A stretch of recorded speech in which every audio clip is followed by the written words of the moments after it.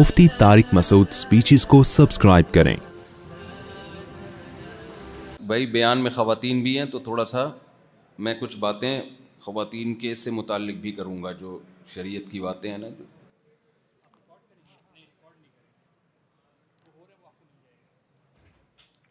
الحمد للہ نحمده ونصلی علی رسولہ الکریم، اما بعد فاعوذ باللہ من الشیطان الرجیم، بسم اللہ الرحمن الرحیم۔ پہلے آواز صحیح ہو گئی تھی، پھر کم کر دی۔ اما بعد فاعوذ باللہ من الشیطان الرجیم، بسم اللہ الرحمن الرحیم۔ فمن زحزح عن النار وادخل الجنة فقد فاز وما الحیاة الدنیا الا متاع الغرور۔ سابقوا إلى مغفرة من ربكم وجنة عرضها السماوات والأرض، وقال تعالى وسارعوا إلى مغفرة من ربكم وجنة عرضها السماوات والأرض أعدت للمتقين الذين ينفقون في السراء والضراء والكاظمين الغيظ والعافين عن الناس والله يحب المحسنين والذين إذا فعلوا فاحشة أو ظلموا أنفسهم ذكروا الله فاستغفروا لذنوبهم ومن يغفر الذنوب إلا الله ولم يصروا على ما فعلوا وهم يعلمون۔ قرآن مجید کی ایک آیت آپ کے سامنے تلاوت کی ہے۔ اللہ تعالیٰ سے دعا ہے اللہ تعالیٰ اورنگی ٹاؤن والوں کے سامنے مجھے صحیح طرح سے بات کہنے کی، اورنگی ٹاؤن والوں کو سننے کی، ہم سب کو سمجھنے کی، اور پھر ہم سب کو اللہ اس پر عمل کی توفیق عطا فرمائے۔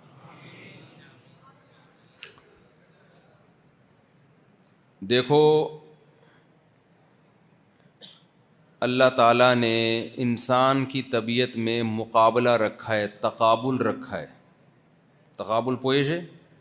پشتو بولنے والے بھی ہوں گے نا یہاں پہ؟ نہیں ہے کوئی پشتو ایسا ہو ہی نہیں سکتا، ناممکن ہے۔ اس کائنات میں ایسا کوئی جگہ نہیں ہے جہاں پشتو نہ بولی جاتی ہو۔ وہ دیکھو، ہاں بیٹھے ہوئے ہیں، پوئش ہے الحمد للہ۔ اوری دیغت مغت خونے دکڑے، یہ کوئٹہ کی پشتو ہے۔ دیکھو، اللہ تعالیٰ نے انسان کی طبیعت میں رکھا ہے کمپٹیشن، مقابلہ، ایک دوسرے سے آگے بڑھنے کا جذبہ۔ آج جو ہم لوگ پیسوں کی ٹینشن میں رہتے ہیں نا، غربت، مہنگائی، پیسے، اس کی یہ وجہ نہیں ہے کہ ہماری بنیادی ضرورتیں پوری نہیں ہو رہی۔ بنیادی ضرورتیں تو ہر شخص کی پوری ہو رہی ہیں۔ شہر میں بھوکا مرنا بہت مشکل کام ہے۔ بھوکا مرنا، وہ خودکشی کرنے کی نیت سے ہی کوئی مرے تو مرے گا، ورنہ شہر میں، ہاں گاؤں دیہاتوں میں ہو سکتا ہے، شہر میں بھوکا نہیں مرتا آدمی۔ مرنے لگے گا تو اتنی تو لوگوں میں جذبہ ہے، کوئی نہ کوئی لا کے اس کو کچھ نہ کچھ کھلا ہی دے گا۔ بلکہ ہم نے تو فقیر ایسے دیکھے ہیں، آپ ہوٹل پہ کسی فقیر کو نہاری پیک کر کے دو، آگے جا کے بزنس کر رہا ہوتا ہے، وہ نہاری مناسب ریٹ پہ آگے بیچ رہا ہوتا ہے۔ پیٹ اللہ کا شکر ہے بھر ہی جاتا ہے انسان کا۔ تو ہم سب کی جو بنیادی ضرورت ہے وہ ہے 2 ٹائم پیٹ بھر کے ہمیں روٹی مل جائے، اور رات کو سر چھپانے کی جگہ مل جائے، آرام سے ہم سو سکیں اس میں۔ نبی صلی اللہ علیہ وسلم نے ارشاد فرمایا، جس کو یہ مل گیا اور جسم کسی بڑی بیماری سے محفوظ، چھوٹے موٹے نزلہ زکام، کھانسی، چھینکیں، یہ تو چلتی ہیں۔ پاکستان میں اس کے بغیر آپ رہ ہی نہیں سکتے، اس کے بغیر آپ کو پاسپورٹ ہی نہیں ملے گا۔ اگر آپ پاسپورٹ آفس گئے نا، آپ کو چھینکیں وینکیں نزلہ وزلہ نہیں، وہ سمجھ، وہ یقین کر لے گا یہ کہ بھاگا ہوا ہے کسی دوسرے ملک ہے، پاکستانی نہیں ہو سکتا۔ تو یہ چیز ہمارے ڈی این اے میں شامل ہو گئی ہے، چھینکنا، نزلہ زکام، کھانسی قومی نشان ہمارا۔ تو نبی صلی اللہ علیہ وسلم نے فرمایا، جس شخص کو 2 ٹائم کی روٹی پیٹ بھر کے مل جائے، رات کو سر چھپانے کی جگہ مل جائے، ٹھیک ہے نا، جسم کسی بڑی بیماری سے محفوظ ہو، تو آپ صلی اللہ علیہ وسلم نے فرمایا یہ ایسے ہے جیسے پوری دنیا کی دولت سمیٹ کر اللہ نے اس کے قدموں میں ڈال دیا. حدیث کا مفہوم پیش کر رہا ہوں آپ کے سامنے. تو جس کو پوری دنیا کی دولت مل گئی, اب وہ ٹینشن لینے کا ہے اس کا؟ اور آسانی سے ایک اور مثال سے بات سمجھاتا ہوں. رسول اللہ صلی اللہ علیہ وسلم نے ارشاد فرمایا, لو انکم تتوکلون علی اللہ حق توکلہ لرزقتم کما ترزق الطیر تغدو خماصا وتروح بطانا. آپ صلی اللہ علیہ وسلم نے فرمایا, اگر تم رزق کے معاملے میں اللہ پہ ایسا توکل کرو, ایسا اعتماد کرو جیسا اعتماد کرنا چاہیے, تو تمہیں ایسے رزق ملے گا جیسے پرندوں کو ملتا ہے. صبح نکلتے ہیں خالی پیٹ, شام کو آتے ہیں پیٹ ان کا بھرا ہوا ہوتا ہے. سوال پیدا ہوتا ہے, اللہ یہ تو ہمارا بھی بھرا ہوا ہوتا ہے, بغیر توکل کیے بھی بھرا ہوا ہے ہمارا. تو صبح نکلتے ہیں پیٹ بھرا ہوا ہوتا ہے, دوپہر کو بھی بھرا ہوا ہوتا ہے, شام کو بھی بھرا ہوا ہوتا ہے, اس کے بعد پھر مزید بھر لیتے ہیں. 4 دفعہ ہر مسلمان کا پیٹ, اسلام میں ارکان 5 ہیں لیکن پیٹ کم سے کم کتنی دفعہ بھرتا ہے؟ 4 دفعہ بھرتا ہے. تو آج جو ہمیں ٹینشنیں ہیں, حدیث سے تو پتہ چل رہا ہے کہ تم اللہ پہ توکل کرو گے تمہیں انعام بہت بڑا ملے گا. صبح خالی پیٹ نکلو گے, شام کو گھر لوٹو گے پیٹ بھرا ہوا. مثال دی آپ نے پرندے کی. پرندوں کی مثال کیوں دی؟ دیکھو, پرندہ جب صبح گھر سے نکلتا ہے اسے پتہ نہیں ہوتا آج دہاڑی کدھر لگے گی میری. پرندے کو پتہ ہوتا ہے؟ خالی پیٹ ہوتا ہے نا وہ, اسے نہیں پتہ ہوتا کہ جی یہ آج کہاں مجھے روزی روٹی ملے گی, لیکن کہیں نہ کہیں مل ہی جاتی ہے اس کو. پھر مثال دی ہے پرندے کی, تو نبی صلی اللہ علیہ وسلم نے جو پرندے کی مثال دی ہے نا, یہ ایسے ہی مثال نہیں ہے, یہ پیغمبر کی مثال ہے. اس میں کوئی خاص باتیں ہیں, کچھ خاص اسباق ہیں. دیکھو پرندے کے ساتھ ہوتا کیا ہے. پرندہ جب اکیلا ہوتا ہے, وحدہ لا شریک لہ, اکیلا ہوتا ہے, صبح نکلتا ہے کتنی روٹی ملتی ہے اس کو, شام کو جب آتا ہے تو اپنا پیٹ اس کا بھرا ہوا ہوتا ہے. ایسا ہی ہے کہ نہیں ہے؟ پھر جب پرندہ بالغ ہوتا ہے تو اسے شادی کی تلاش میں, چڑا جب بالغ ہوتا ہے تو شادی کی تلاش میں اس کو چڑیا پھنسانی ہوتی ہے. گرل فرینڈ بنانے کے لیے نہیں پھنساتا وہ, بلکہ شادی کرنے کے لیے کہ دونوں مل کے گھونسلہ بنائیں گے. پھر ایسا ہی ہے کہ نہیں ہے؟ تو پرندہ چڑا جب بالغ عاقل بالغ ہوتا ہے تو چڑیا کو مس کالیں دینا نکاح کی نیت سے, غلط نیت سے نہیں, رابطے کرنا شروع کر دیتا ہے. چڑیا اس سے پوچھتی ہے کہ ارننگ کتنی ہے تمہارا, سورس آف انکم کیا ہے, پوچھتی ہے چڑیا. بھائی بولو نا کیا ہو گیا بھائی, نہیں پوچھتی. چڑا یہ دیکھتا ہے کہ یار میں صبح نکلتا ہوں تو میرا ہی پیٹ بھرتا ہے, اگر میں چڑیا سے شادی کروں گا تو اس کا پیٹ کون بھرے گا. پھر جب ہمارے بچے ہوں گے ان کا میں کھانا دانا پانی کا انتظام کہاں سے کروں گا. پھر مجھے جب میری بیوی آئے گی چڑیا, اور جب چڑیا کے انڈے بچے ہوں گے تو 12 گھنٹے تو یہ انڈوں پہ یہ بیٹھے گی. اور کچھ جانور ایسے ہیں جن میں نر بھی انڈوں پہ بیٹھتا ہے, تو شکر کرو ہم لوگ ان میں نہیں ہیں. کیا خیال ہے, انسانوں میں یہ سسٹم نہیں چل رہا, ورنہ آج صاحب آفس نہیں آئے جی, وہ انڈوں پہ بیٹھے ہوئے ہیں آج. یہی ہوتا نا, یہ تو اللہ نے بچا لیا, اللہ کا بڑا فضل ہو گیا. کبوتر میں ایسا ہوتا ہے 12 گھنٹے کبوتر بیٹھتا ہے انڈوں پہ, 12 گھنٹے کبوتریاں بیٹھتی, اور ایسے ٹائم دیکھ کے پوری ڈیوٹی پوری کرتے ہیں. 12 گھنٹے وہ جائے گا کمانے کے لیے, پھر وہ آئے گا 12 گھنٹے پھر وہ جائے گی. اب آپ یہ دیکھو کہ جب یہ کبوتر ہے یا چڑیا چڑے یہ کیا کرتے ہیں, اب جب بالغ ہونے کے بعد ان کی شادی ہوتی ہے تو یہ فیوچر میں ان کو گھر بھی چاہیے ایک مناسب, کیونکہ بچوں کے لیے گھر کی ضرورت ہے. بچوں کو بلی بھی کھا سکتی ہے, دوسرے پرندے بھی کھا سکتے ہیں. سردی گرمی سے جلدی مرنے کا چانس ہوتا ہے بچوں کا, لہذا ان کو گھر چاہیے. آپ مجھے بتاؤ کیا چڑا یہ سوچتا ہے کہ جب تک میں گھر نہیں بنا لوں گا, اپنے پاؤں پہ کھڑا نہیں ہو جاؤں گا, میں چڑیا سے شادی نہیں کروں گا کیونکہ آگے بچے تمہارا باپ سنبھالے گا. ہم اگر چڑے کو مشورہ دیں تو چڑا ہمیں کیا کہے گا, بچے تیرا باپ سنبھالے گا. یہ کرتا ہے بات چڑا؟ کس پہ توکل کر رہا ہے؟ حدیث میں ہے نا, نبی نے مثال پرندوں کی دی نا, کہتا ہے یار شادی ہونے تو پھر دیکھا جائے گا. اب جب ان کی شادی ہوتی ہے, انڈے دینے کا ٹائم آتا ہے, اب ان کو چاہیے پلاٹ, کوئی گھر چاہیے. انتظام ہوتا ہے کہ نہیں ہوتا ان کے لیے پلاٹ کا؟ بولو نا. جو چڑے کے حساب سے جو بحریہ ٹاؤن ہے نا, چڑے کو وہ ملتا ہے جو چڑے کے حساب سے بحریہ ٹاؤن ہے. ان کا اپنا بحریہ ٹاؤن ہے کہ یہ والی درخت ہے, یہ یہاں کوے کی نظر نہیں پڑے گی, یہ لوکیشن ہے, ٹیمپریچر بڑا مینٹین ہے یہاں پہ, یہاں کوئی دوسرا چھچھورا چڑا بھی نہیں آئے گا چڑیا کو چھیڑنے کے لیے. ایک شریف آدمی کو اسی ٹائپ کا گھر چاہیے ہوتا ہے نا. مجھے لگ رہا ہے آپ لوگ کی سمجھ میں نہیں بات آ رہی. پھر وہ کیا کرتا ہے بھائی, پھر وہ اللہ تعالیٰ اس کو سکھا دیتے ہیں گھونسلہ بنانے کا طریقہ. وہ تن کے اٹھا کے لاتے ہیں, یہ ان کے سریا آ رہا ہے, سیمنٹ بجری آ رہا ہے, وہ جو تن کے اٹھا کے لاتے ہیں نا, سریا جتنا مہنگا مرضی مہنگا ہو جائے, چڑا پھر بھی گھر بنا لیتا ہے.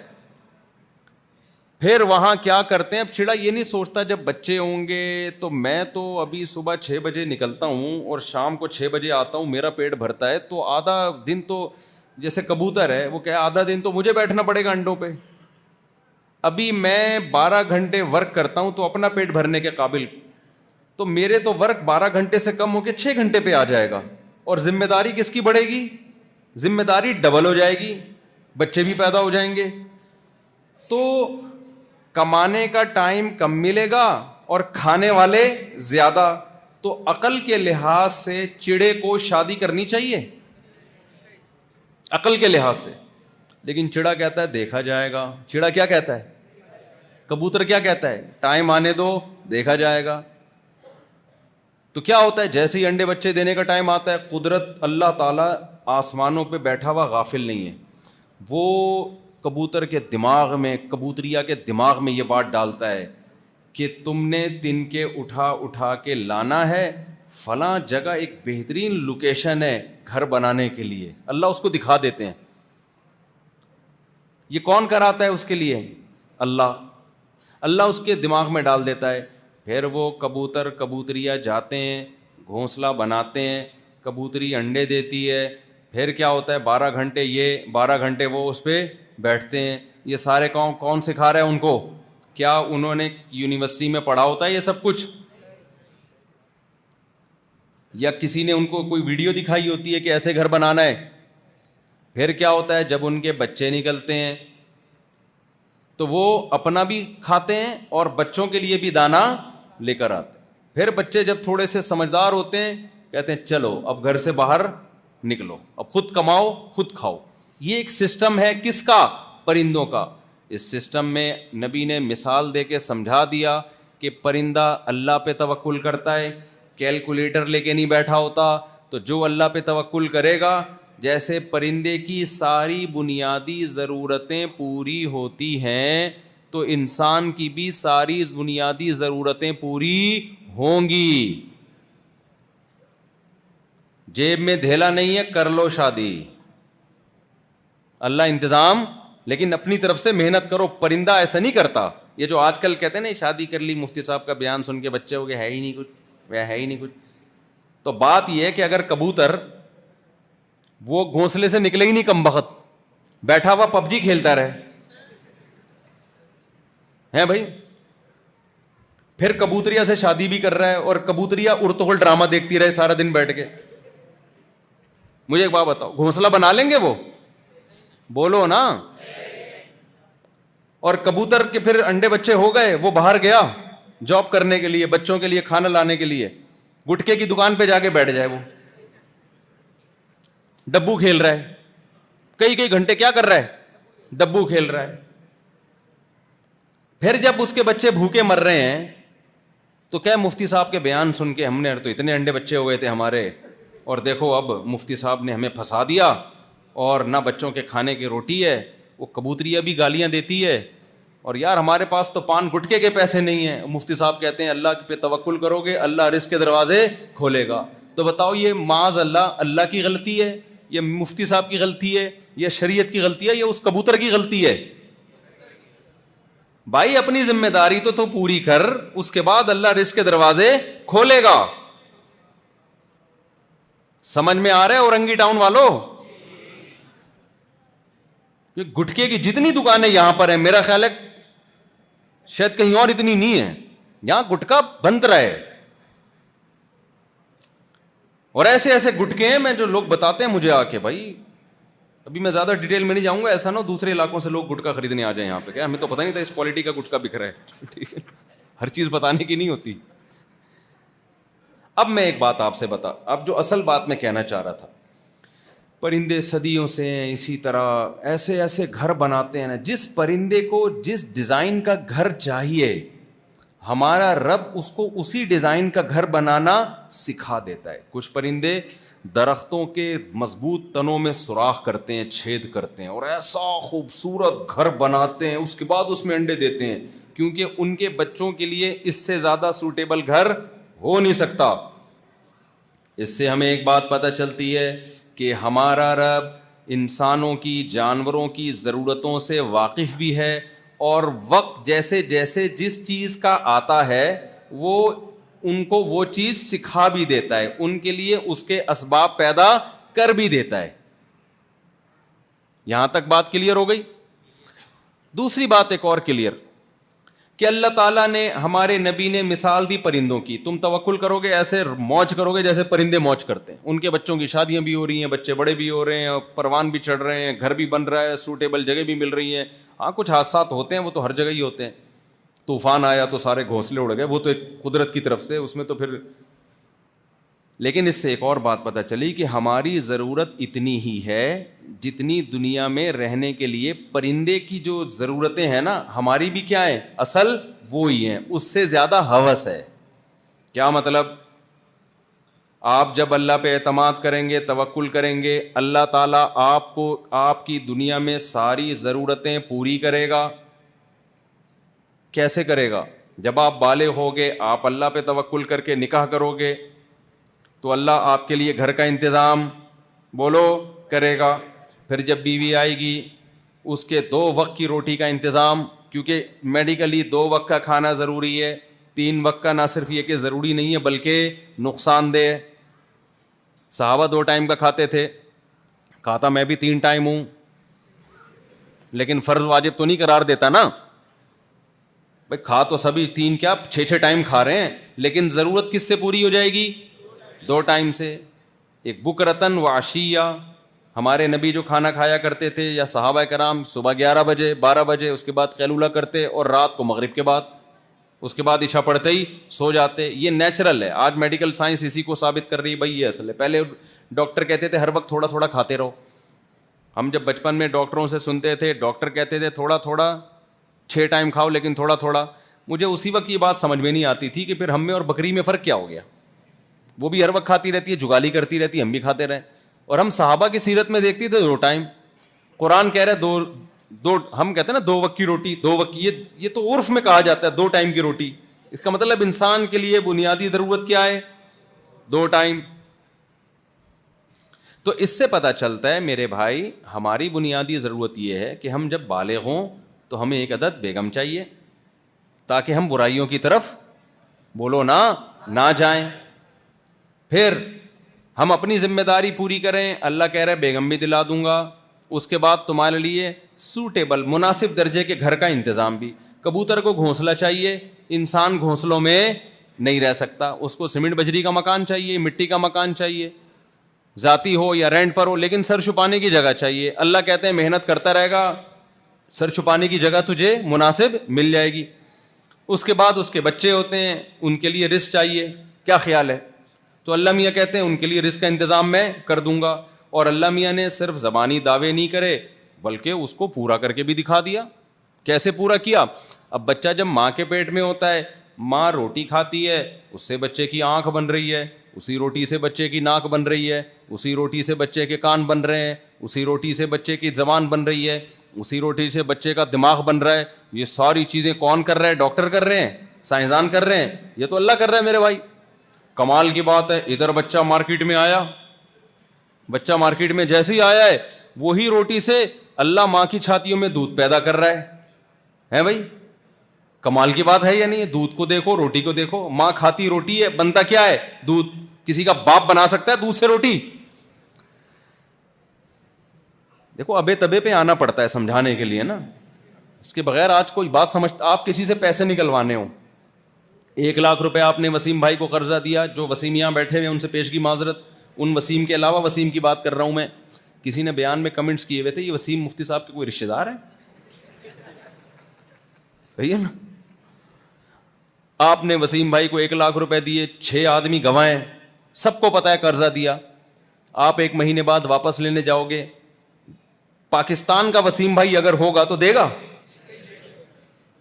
کہ وسیم بھائی 1 مہینے پہلے آپ نے لیے تھے, یہ پیپرز ہیں, یہ انگوٹھا ہے, یہ میرے سے ایک بندہ پیسے لے کر گیا تھا نا, اس ٹائم پیپر پہ انگوٹھے بھی لگوا لیے میں نے اس سے, بزنس کے نام پہ لے گیا تھا, اس کے بعد مارکیٹ سے کیا ہوا, شارٹ. میں انگوٹھے لے کے گھومتا رہا, تھانوں میں گیا, یہ انگوٹھا ہے بھائی. تھانے نے کہا کہ یہ انگوٹھا کیا کریں بس انگوٹھے کا. میں نے کہا ثبوت ہے, شناختی کارڈ بھی تھا, انگوٹھے بھی تھے. اس کے بعد 2 سال کے بعد میں نے وہ انگوٹھے پھاڑ دیے. میں نے کہا حسرت ہو رہی ہے اس کو دیکھ دیکھ, کسی کا باپ بھی نہیں نکال سکتا تمیز سے پیسہ.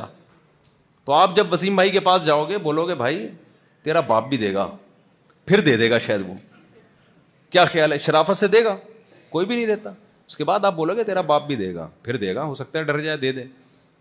تو اس لیے یہ ابے تبے باپ واپ کی مثالیں تو لوگ اعتراض کرتے ہیں مفتی صاحب کیا بیان پہ ابے تبے. بھائی بات سمجھ میں بھی آج کل ایسے ہی آتی ہے. تو مجھے ایک بات بتاؤ, ماں کی چھاتیوں میں دودھ اسی روٹی سے پیدا ہوتا ہے. کیا دنیا میں کوئی ڈاکٹر, جاپان کے سائنسدان, امریکہ کے سائنسدان, فرانس کے سائنسدان روٹی سے چند منٹوں میں گھنٹوں میں دودھ پیدا کر سکتے ہیں؟ ہمارا رب بچہ پیدا ہوتے ہی ایسے سافٹ ویئر ماں کے پیٹ میں انسٹال ہو جاتے ہیں, یا ایسے سافٹ ویئر حرکت میں آ جاتے ہیں جو ابھی تک ایک قطرہ دودھ کا پیدا نہیں ہو رہا تھا, ادھر بچہ آیا اور دے دنادن دودھ پیدا ہونا شروع. کمال ہے. اس کا مطلب وہ جو اوپر بیٹھا ہوا رب ہے وہ ہم سے غافل نہیں ہے, وہ سب دیکھ رہا ہے کس کی شادی ہو رہی ہے, کس کے بچے ہو رہے ہیں, کس کی کیا ضرورت ہے, کتنے ہو رہے ہیں, وہ سب کیا کر رہا ہے, دیکھ رہا ہے. تو ٹینشن لینے کا کیا ہے بھائی. اس کے بعد بھی کوئی ٹینشن لے رہا ہے, پیسے ہی نہیں ہے, پیسے ہی نہیں ہے, یہ ہو رہا ہے, وہ ہو رہا ہے. کل وہ میرے بھانجا مجھے ملا نا, اس کی شادی ہو رہی ہے, دیلا جیب میں ہے نہیں, شادی ہو رہی ہے. تو مجھے کہنے لگا کہ جب میری ابا نے میری شادی کی بات کی تو سارے رشتے دار خلاف, ہی کماتا وماتا کچھ ہے نہیں, تم رکھو گے کہاں بہو کو. میرا اپنا سگا 2 بھانجے. تو کہتے ہیں کہ ہم نے کہا بس ہو جائے گا انشاءاللہ. وہ ہو گیا, گھر کا انتظام بھی ہو گیا, فرنیچر کا انتظام بھی ہو گیا, ابھی رخصتی اگلے ہفتے. تو کہہ رہے تھے اگر ہم آپ کے بیان نہ کل کی بات ہے, کہہ رہے ہیں آپ کے بیان نہ سنے ہوتے نا تو ہم نہیں کرتے شادی. ہم نے سنا تھا کہ سب کچھ ہو جاتا ہے تو ہو گیا. مجھے دیکھ لو, آپ کے سامنے بیٹھا ہوا ہوں. میں جب باتیں کرتا نا 2004 میں دوسری شادی, تو جو میرے مالی حالات جانتے تھے وہ کہتے تھے دکان پکوڑوں کی, باتیں کروڑوں کی. اور جو اس طرح کی باتیں کرتے تھے اب تک کمارے چھڑے گھوم رہے ہیں. وہ اب تک کیسے گھوم رہے ہیں. میں بھی 4 شادیوں کے فضائل بیان کرنے نہیں آیا, میں تو آپ کو بتا رہا ہوں اللہ پہ توکل اور اللہ پہ اعتماد کیا ہوتا ہے, اور کیسے ہم نے آگے زندگی گزارنی ہے, کن اصولوں کو سامنے رکھ کر. جو ان اصول ہم نے اپنی زندگیوں سے نکال دیے ہیں, ڈپریشن میں جا رہے ہیں, خودکشیوں کی طرف جا رہے ہیں, تو ہم نے سامنے آخرت کو رکھنا ہے. تو ہماری بنیادی ضرورت اس وقت بچے کی بنیاد, جب بچہ پیدا ہوتا ہے تو بنیادی ضرورت کیا ہوتی ہے اس کی, ماں کا دودھ. وہ ہم پیدا کر نہیں سکتے. ہم ملازمت کر سکتے ہیں اللہ کا, تو یہ تمہیں کرنی پڑے گی, یہ میں خود سے روزی نہیں دوں گا. پہلے دہاڑی لگاؤ گے, جاب کرو گے, کماؤ گے تو پیسہ ملے گا. یہ کام ہم کر سکتے ہیں, لہذا اللہ کہتا ہے تم کرو میں تمہیں رزق دوں گا. جب بچہ پیدا ہوتا ہے تو اس کی بنیادی ضرورت ہے دودھ, اور دودھ بھی وہ جو بچے کے لیے سوٹیبل ہے, وہ ماں کے علاوہ کہیں ہوتا نہیں ہے. وہ ہم اور آپ پیدا نہیں کر سکتے. ہم اس کو پلا دیں گے بھینس کا, بکری کا, یا ڈبے کا. ڈبہ ہم پیدا کر سکتے ہیں, وہ ہم پلا دیتے ہیں اس کو, وہ اس کے لیے سوٹیبل نہیں ہے. تو اللہ کہتا ہے جو چیز تم سے نہیں ہوگی وہ میں کر لوں گا. صحیح ہے نا, وہ کیا کروں گا, وہ میں کروں گا. لہذا دودھ کس نے پیدا کر دیا, اللہ نے. ہم پریشان ہوئے, ہم نے اللہ سے پوچھا اللہ دودھ تو پیدا ہو جائے گا, ٹھیک ہے, اس کے ماں کی چھاتیوں میں روٹی سے تو پیدا کرے گا, خربوزہ کھا رہی ہے اس سے دودھ پیدا ہو رہا ہے, انڈے کھا رہی ہے اس سے, جو کھائے گی اس سے کیا پیدا ہوگا, دودھ پیدا ہوگا. کمال کی بات ہے بھائی. اے اللہ, لیکن بچے کو سمجھائے گا کون کہ دودھ یہاں سے ملے گا اور ایسے حلق میں اترے گا. اس کے لیے تو پیدا ہوتے ہی مجھے کسی انسٹیٹیوٹ میں بچے کو ایڈمیشن کروانا پڑے گا, اور چائلڈ اسپیشلسٹ جو بچے کی نفسیات سے واقف ہیں وہ بچے کو ورک شاپ کروائیں گے دودھ پیتے بچے کو, کہ دیکھ دائیں بائیں منہ نہ مارنا, ماں کی چھاتیوں کی طرف جانا اور ایسے دودھ کو اپنے پیٹ میں نگلنا, چوسنا ایسے دودھ کو. اس لیے بھائی میں تو بچے نہیں پیدا کر رہا بھائی, یہ تو بڑا مشکل ہے, بچے کو سکھائے گا کون؟ تو عقل مند اگر ہو, جو اللہ کو مانتا ہو, وہ کیا کہے گا, بھائی اللہ نے پیدا کیا ہے نا, تو سکھائے گا کون؟ جو کام تو نہیں کر سکتا. بچے کے لیے کون سی ورک شاپ ہے بھائی جہاں بچے کو سکھایا جائے؟ اتنا سا بچہ وہ کیسے سیکھے گا؟ تو اللہ میاں نے کیا کیا, بچہ پیدا ہوتے ہی اتنا گھنا, اتنا ڈیڑھ ہوشیار پیدا ہوتا ہے, اس سے کچھ پتہ نہیں ہوتا. لیکن آپ دیکھو بچے کی پیدائش کے وقت نا, پیدا بکری کے بچے کو دیکھ لو, پیدا ہوتے ہی تھنوں کی طرف منہ مارنا شروع. میں نے دیکھا بکری نے بچہ دیا, ادھر فوراً جا رہا ہے, تھن کدھر ہے بھائی, آتے ہی نا جیسے. میں نے کہا اس کو دیکھو, یہ تو ہم سے زیادہ ہوشیار ہے یار, آتے ہی دیکھ رہا بھائی تھن کدھر ملیں گے. بھائی تجھے اندر کون سکھا رہا تھا یہ سب باتیں بیٹھ کے, باہر آیا نہیں ہے اور ڈیڑھ ہوشیاری شروع. وہ ادھر ادھر منہ مار رہا ہے, اور جا کے پھر جیسے کیسے جب اس کو تھن ملتے ہیں نا اندر, جیسے نابینا آدمی نہیں یوں یوں کر کے دیکھ رہا ہوتا ہے چیزوں کو, ایسے بچہ پیدا ہوتا ہے, اس کو بھی دیکھنا بھی نہیں آتا, ایسے نابینا لوگوں کی طرح یوں یوں کر رہا ہوگا, یہ بھائی دودھ کدھر سے ملے گا مجھے, ایسے اسٹائل مار رہا ہوتا ہے. اور جیسے ہی تھن اس کے منہ میں آئے ایک دم کھینچنا شروع کرتا ہے. یہ کون سکھا رہا ہے بھائی اس کو؟ اللہ سکھا رہا ہے. تو ہم کوئی کافر تھوڑی ہیں جو خدا کے منکر ہوں, ہم تو اللہ کو مانتے ہیں. عرش پہ بیٹھا ہوا رب اس بکری کے بچے کو سکھا رہا ہے اور کہہ رہے اس کی ضرورت کون پوری؟ جس نے پیدا کیا وہ اس کی ضرورت پوری کرے گا. تو ٹینشن لینے کا ہے پھر کیوں ٹینشن لی ہوئی ہے؟ پھر گٹکا کیوں کھا رہے ہو؟ ٹینشن ہوتی ہے تو گٹکے کھاتا ہے نا آدمی. پھر سٹے کیوں لگا رہے ہو؟ کتنے چرسی آپ کو اللہ معاف فرمائے, اگر میں ہاتھ کھڑا کروں یہاں کتنے نکل آئیں گے, ہر جگہ ہی ہیں, یہ صرف اورنگی ٹاؤن کی خاصیت نہیں ہے. کیا کیا نشے ڈپریشن کو ختم کرنے کے لیے. تو تمہیں ڈپریشن ہے کس بات کی؟ تمہارے تو ساری ضرورتیں خدا پوری کر رہا ہے بھائی, تو ٹینشن کس بات کا لے رہے ہو؟ ابھی میں بتاتا ہوں کس بات کی ٹینشن لے رہے ہیں, وہ بھی بتاتا ہوں. تو پہلے میں یہ بات اچھی طرح سمجھا دوں. تو اللہ کہتے ہیں جب بچہ آیا مارکیٹ میں, ضرورت کیا تھی؟ دودھ, وہ پیدا ہو گیا. اور کمال کی بات ہے, میں نے ڈاکٹروں سے یہ بات سنی ہے, چائلڈ اسپیشلسٹ سے, بچہ جتنا وزنی ہوگا اس کو خوراک اتنی زیادہ چاہیے ہوگی, جتنا باریک ہوگا اس کو خوراک اتنی, اس کا معدہ چھوٹا ہوتا ہے. ڈاکٹر کہتے ہیں, میں نے خود سنا ہے یہ, کہ جتنے بچے کی نیڈ ہوتی ہے, ضرورت ہوتی ہے, ماں کی چھاتیوں میں دودھ اتنا ہی پیدا ہوتا ہے. کمال کی بات ہے, روٹی کو کیسے پتا چل گیا کہ جی یہ جب ماں کھائے گی تو روٹی اتنا دودھ بنائے گی؟ ہے بھائی, نہ اس سے زیادہ نہ اس سے. کوئی بیمار عورت ہو تو ایک الگ بات ہے, نارملی ایک ایک چیز اللہ نے کیلکولیٹ کر کے رکھی ہوئی ہے. تو نبی صلی اللہ علیہ وسلم نے مثال دی پرندوں کی, پرندے کی تمام بنیادی ضرورتیں پوری ہوتی ہیں. اس کا مطلب ہم اللہ پہ توکل کریں اور اپنی طرف سے محنت بھی کریں تو ہماری بھی تمام بنیادی ضرورتیں پوری ہوں گی. اب سوال پیدا ہوتا ہے, بہت سے لوگ کہتے ہیں ہماری تو پوری نہیں ہو رہی. اس کا مطلب وہ بنیادی ضرورت کو ان کو پتہ ہی نہیں بنیادی ضرورت کہتے کس کو ہیں. وہ صرف کمپٹیشن, تقابل, اس کے پاس اتنی بڑی گاڑی, میں رکشا چلا رہا ہوں, سمجھ رہے ہو, وہ 4 لے کے گھوم رہا ہے گاڑیاں. اب آپ لوگ آٹو پہ ہو گئے ہیں. میں نے 4 شادیوں پہ اتنا بیان کیا ہے نا کہ اب میں نہیں بھی کر رہا ہوتا تو وہ لوگ خود سمجھ رہے ہوتے ہیں, ہر چیز کو ادھر لے کے جا رہے ہوتے. اس کو کہتے ہیں آٹو پہ. آٹو پہ انکیوبیٹر ہوتا ہے نا آٹو پہ, اس کا 37.5 وہ ٹیمپریچر رکھ دیتے ہیں, تو جیسے ہی کم ہوتا ہے وہ خود ہی. اب آپ لوگ خود بخود, اب میں مر بھی گیا نا تو خود ہی کرتے رہو گے یہ بیان. اب آپ تو یہ کیا ہے؟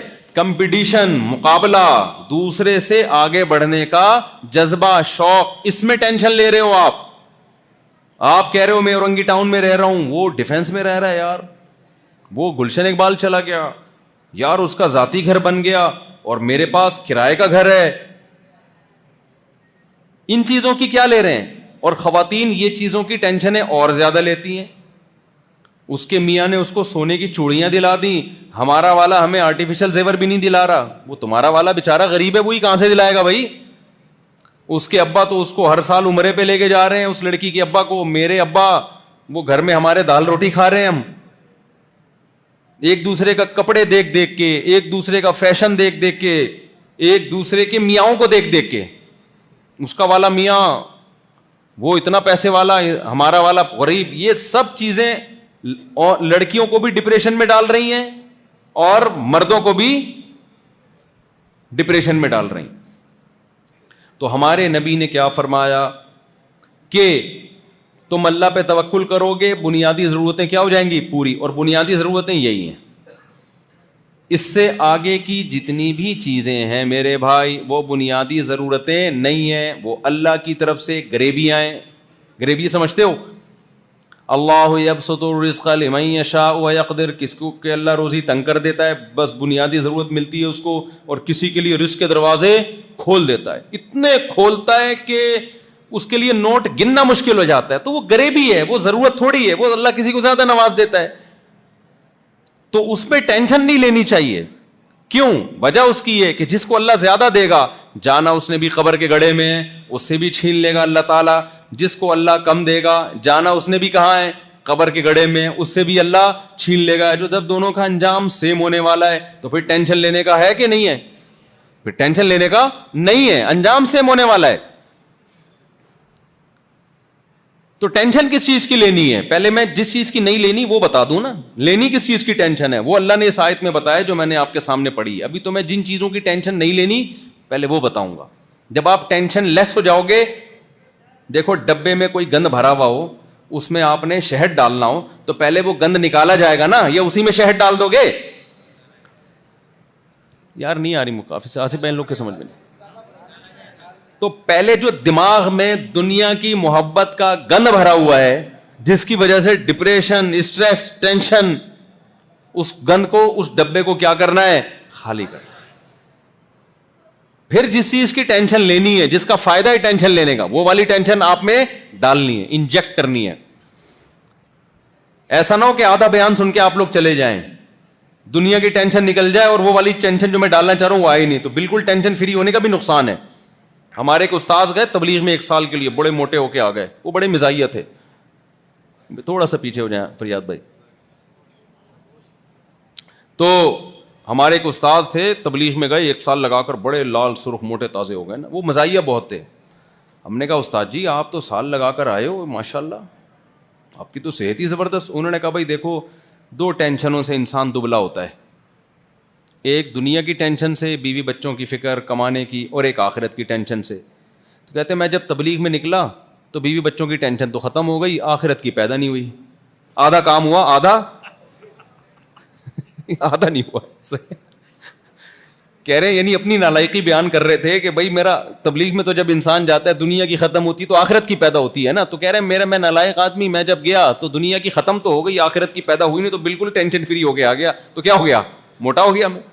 تو ایسا نہ ہو آپ آدھا بیان سن کے چلے جائیں, دنیا کی ختم ہو جائے اور جو میں چاہ رہا ہوں وہ والی نہ ہو, تو یہ مسئلہ خراب ہو جائے گا. پورا بیان سن کے جایا کریں. لوگ میرا 4 شادیوں کا بیان سن لیتے ہیں, جو حقوق والا بیان ہے اس دن وہ بیان میں آئے بھی نہیں ہوتے, جس میں بیویوں کے حقوق کی بات ہوتی ہے. لوگ میرا وہ بیان سن لیتے ہیں جس میں نے کہا ابا اگر شادی نہیں کر رہے تو کر لو شادی, خود سے کر لو. وہ والا نہیں سنتے جس میں ہوتا ہے کہ اپنے خرچے پہ. صحیح ہے نا, وہ پھر ابا کو سے زور ڈال کے پیسے لے رہے ہوتے ہیں, تو ابا کے خرچے پہ تھوڑی, اپنے خرچے پہ میں نے کہا تھا.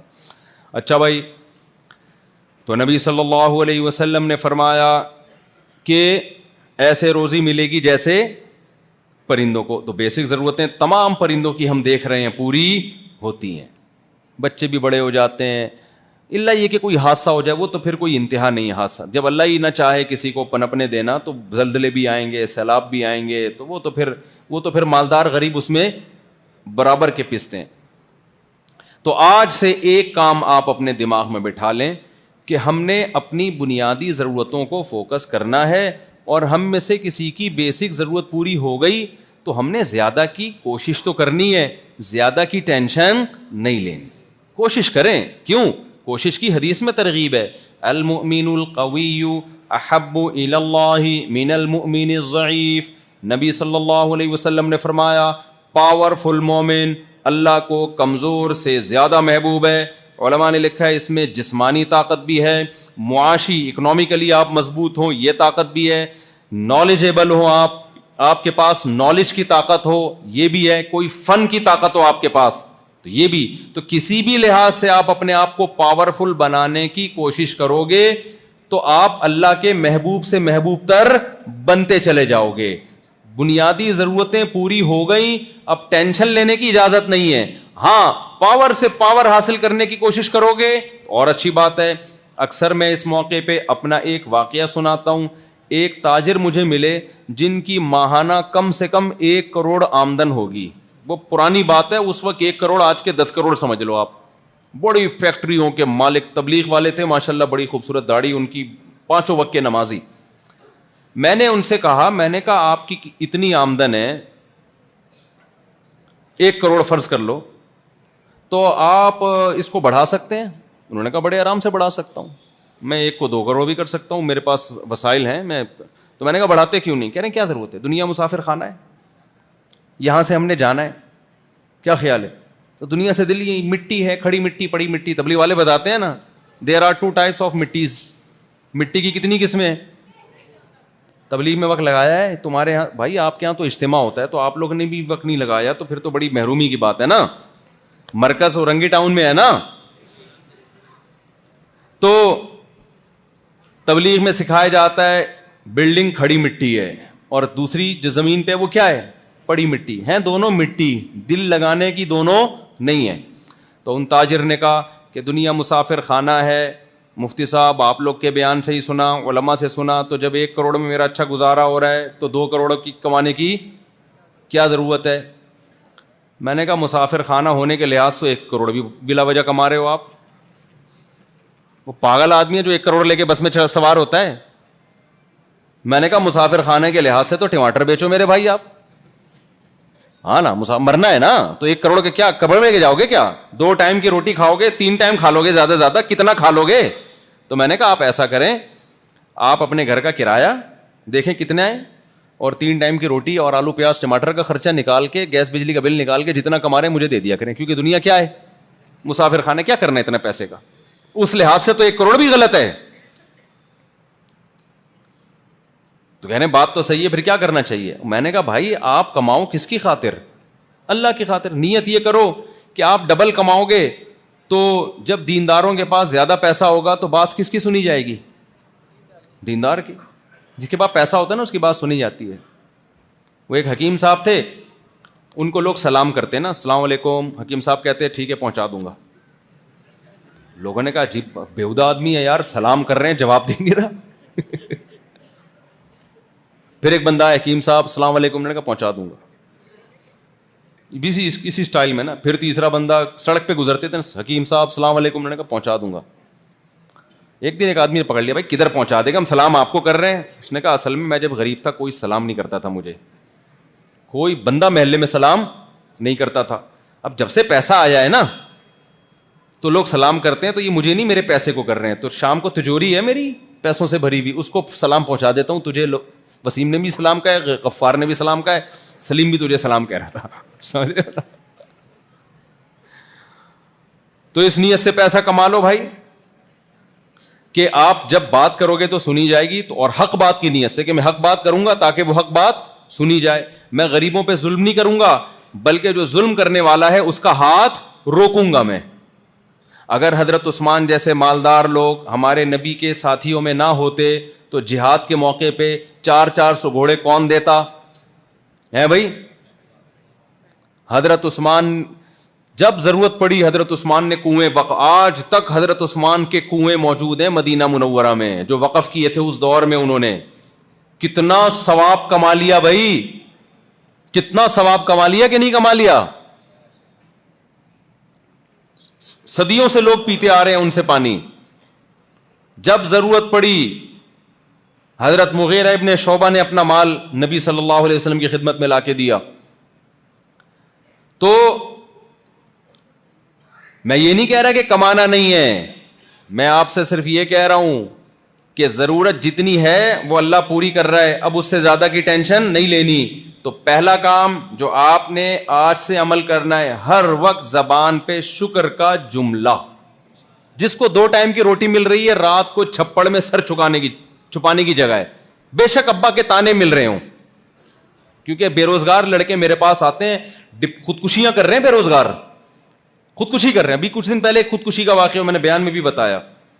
بے روزگار آتے ہیں, ابا تانے دیتا ہے, میں کیا کروں, کہاں جاؤں, مجھے خودکشی کی خیال آ رہے ہیں. میں نے کہا رات کو ابا گھر میں سونے دیتا ہے؟ کہہ رہے ہاں. میں نے کہا صبح 2 ٹائم کی روٹی مل جاتی ہے؟ کہتے ہیں ہاں. میں نے کہا کمانے کے بعد بھی یہی ہوگا؟ کیا خیال ہے؟ اب بھی یہی ہو رہا ہے. تو بیسک ضرورت جو پوری ہو رہی ہے کسی بھی طرح, دوسرے کے خرچے پہ ہو رہی ہو, بے شک بھلے دوسرے کے خرچے پہ ہو تو رہی ہے نا. جب میں نے کہا بھوک ستائے نا, بالکل مرنے لگو بھوک سے, اللہ پھر بھی نہیں مرنے دیتا. پھر اللہ کہتا ہے چوری بھی حلال ہو جاتی ہے. آپ کو اتنی ایسا نہ ہو کہ بھوک لگ رہی ہو چوری کر لیں آپ. چوری بھوک ناقابل برداشت ہو جائے نا, علماء نے مسئلہ لکھا ہے, ناقابل برداشت بھوک ہو جائے, مرنے لگو, بھوک برداشت سے باہر, تمام علماء کا اتفاق ہے کہ پھر, اور جیب میں پیسے نہیں ہیں تو بغیر پیسوں کے روٹی اٹھا کے کھا سکتا ہے, اس نیت سے کہ جب پیسے ہوئے تو دے دوں گا, ہو جائیں تو دے دے, نہیں تو وہ اللہ کی طرف سے گریوی ہو گئی. وہ ہوٹل والے کے کسی گناہ کی سزا اس کو اللہ نے دنیا میں دے دی. سمجھ رہے ہو, وہ بھی کون سا نیک ہے, اس نے بھی تو ظلم کیا ہوگا نا, کبھی کسی پیسہ, تو اللہ تعالیٰ ایسے بھوکوں کو بھیج دیتا ہے, کھا لیتے ہیں. تو ایسی مجبوری میں تو چوری بھی حلال ہو جاتی ہے بھائی. سمجھتے ہو کہ نہیں سمجھتے ہو؟ تو پہلا کام آپ نے کیا کرنا ہے, بیسک ضرورتیں پوری ہو رہی ہیں تو ٹینشن نہیں لینی. یہ کام بھی ہو گیا نا. اور اللہ کو ایسے لوگ بہت پسند ہیں, یہ بہت بڑی عبادت ہے, یہ کم عبادت نہیں ہے.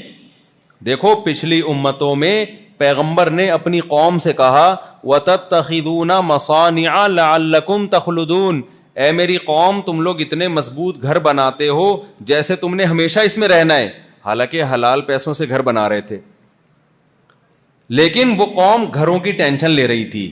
اور ٹینشن لینا اس کی علامت ہے کہ وہ یہ سمجھتی تھی کہ ہم نے یہاں سے جانا نہیں ہے, تو اس کو بھی جرم سمجھا گیا.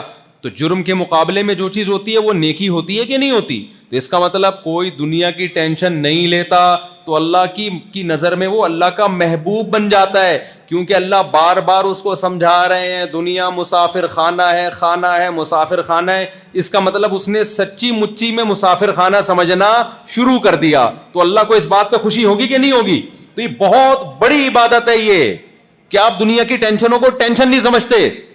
یہ کم عبادت نہیں ہے.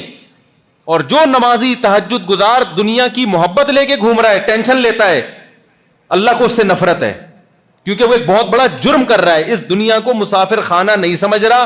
اللہ بار بار کہہ رہے ہیں وَمَا الْحَيَاةُ الدُّنْيَا إِلَّا مَتَاعُ الْغُرُورِ, دنیا دھوکے کا گھر ہے. اس کو اللہ کی بات پہ یقین نہیں آ رہا. دھوکے کا گھر کیسے ہے؟ دنیا دکھاتی کچھ ہے, ہوتا کچھ اور ہے.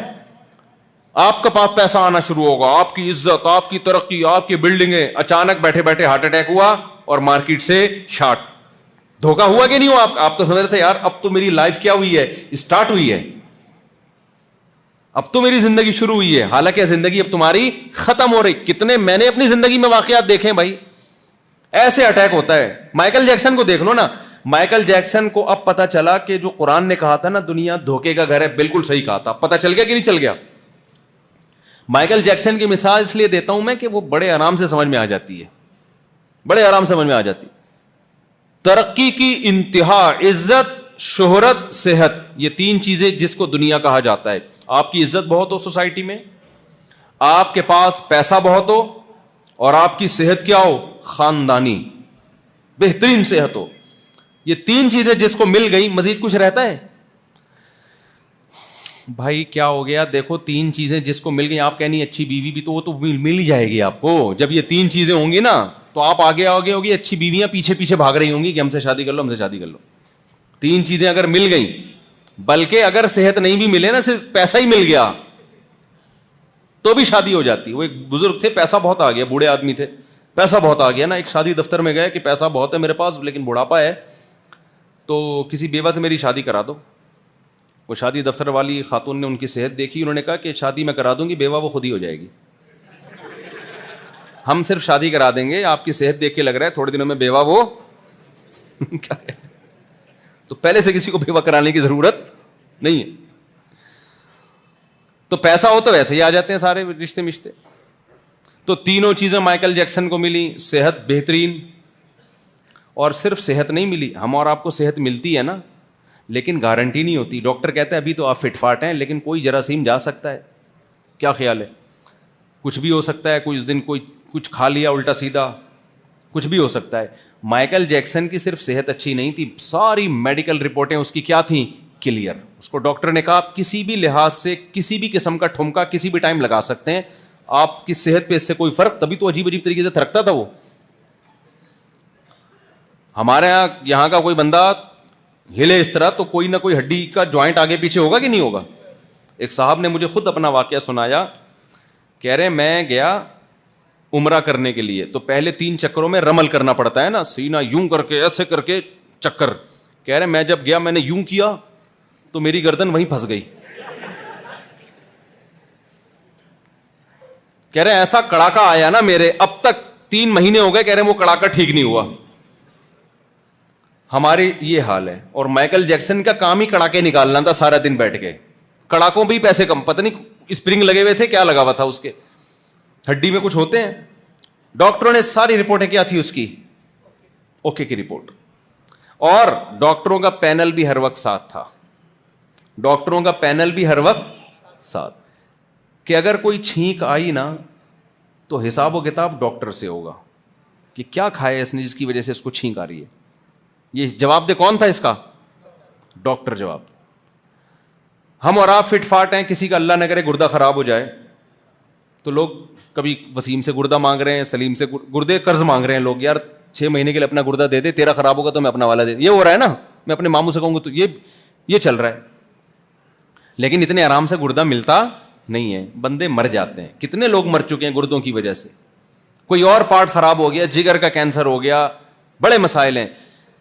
مائیکل جیکسن کی صحت ایسی تھی کہ اگر اس کا جگر خراب ہو گیا تو اس کے لیے فوراً جگر مارکیٹ میں اویلیبل ہے. کون اس کو جگر دے گا, لیور دے گا, کس کا جگر اس سے میچ کر رہا ہے, اس کے بلڈ سے, تمام چیزیں پہلے سے متعین تھیں. بھائی یہ بندہ ہے, یہ جگر دے گا, اور مائیکل جیکسن منتھلی اس کو پیسے پہلے سے دے رہا ہے.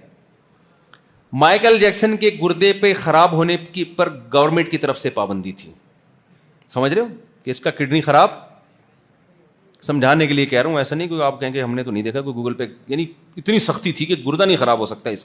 اگر ہو گیا تو امریکہ کے جو وسیم بھائی ہیں, جو بھی ان کے وسیم بھائی ہوں گے, ان کا کوئی بھی نام ہوگا, پہلے سے تھا کہ یہ بندہ اپنا گردہ مائیکل جیکسن کو دے گا, اور مائیکل جیکسن اس کے پیسے منتھلی دے رہا ہے اس کو, یا سالانہ دے رہا ہے یا منتھلی دے رہا ہے, کہ میں تجھے اس بیس پہ دے رہا ہوں کہ اگر میرا گردہ خراب ہوا تو تو نے اپنا گردہ مجھے دینا ہے.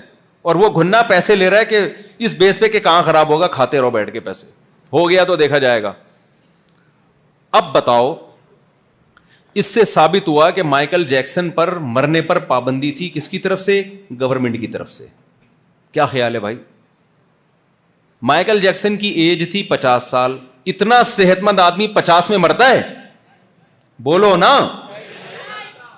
عزت بے تحاشا, دولت بے تحاشا, عزت ایسی کہ لوگ, ہمارا کیا استقبال ہوگا بھائی. آپ لوگوں نے اپنی محبت کا اظہار کیا, ہم پہ پھول پھینک دیے, بہت بڑی محبت, میں تو اس کو بھی اپنی اوقات سے بہت زیادہ سمجھتا ہوں. یار آپ نے ہمارے اوپر پھول پھینک دی, ہماری تو اوقات یہ بھی نہیں ہے. مائیکل جیکسن پہ یہ گلاب کے نا, یہ غریبوں والے پھولوں سے وہ خوش, ہاں اس کا یہ نہیں تھا پروٹوکول. میں تو اس کو بڑا سمجھتا ہوں بھائی, میرے لیے تو یہ بھی آپ لوگوں کی محبت, اللہ جزائے خیر دے. مائیکل جیکسن کا جو پروٹوکول تھا نا, وہ ہٹو بچوں, حقیقت میں ہٹو بچوں تھا. ہم تو اوپر سے ہٹو بچوں کہہ رہے ہوتے ہیں, وہ حقیقت میں کیا تھا؟ انگلش کا ہٹو بچوں تھا وہ, اردو والا ہٹو بچوں نہیں تھا. جو پروٹوکول, لڑکیاں مر رہی ہیں, لوگ مر رہے ہیں, اس کی دیدار کے لیے ترس رہے ہیں, شرطیں لگ رہی ہیں, ایسی عزت. مائیکل جیکسن نے 20 دفعہ سنا ہوگا اللہ کا پیغام، وَمَا الْحَيَاةُ الدُّنْيَا إِلَّا مَتَاعُ الْغُرُورِ، اللہ کہتے ہیں اس دنیا کے دھوکے میں نہ آنا، یہ غرور دھوکے کا گھر ہے، یہ بتاتی کچھ ہے، حقیقت کچھ اور نکلتی ہے۔ یہ کس نے کہا؟ اللہ نے۔ آپ سوچو جب مائیکل جیکسن کا بہت بڑا پروگرام ہونے والا تھا، کروڑوں روپے کے ٹکٹ بک گئے اس کے، کہ مائیکل جیکسن آئے گا اور ناچے گا اور ہم پروگرام دیکھیں گے، ہیں بھائی، کروڑوں روپے کے ٹکٹ، ڈاکٹروں کا پینل ساتھ میں۔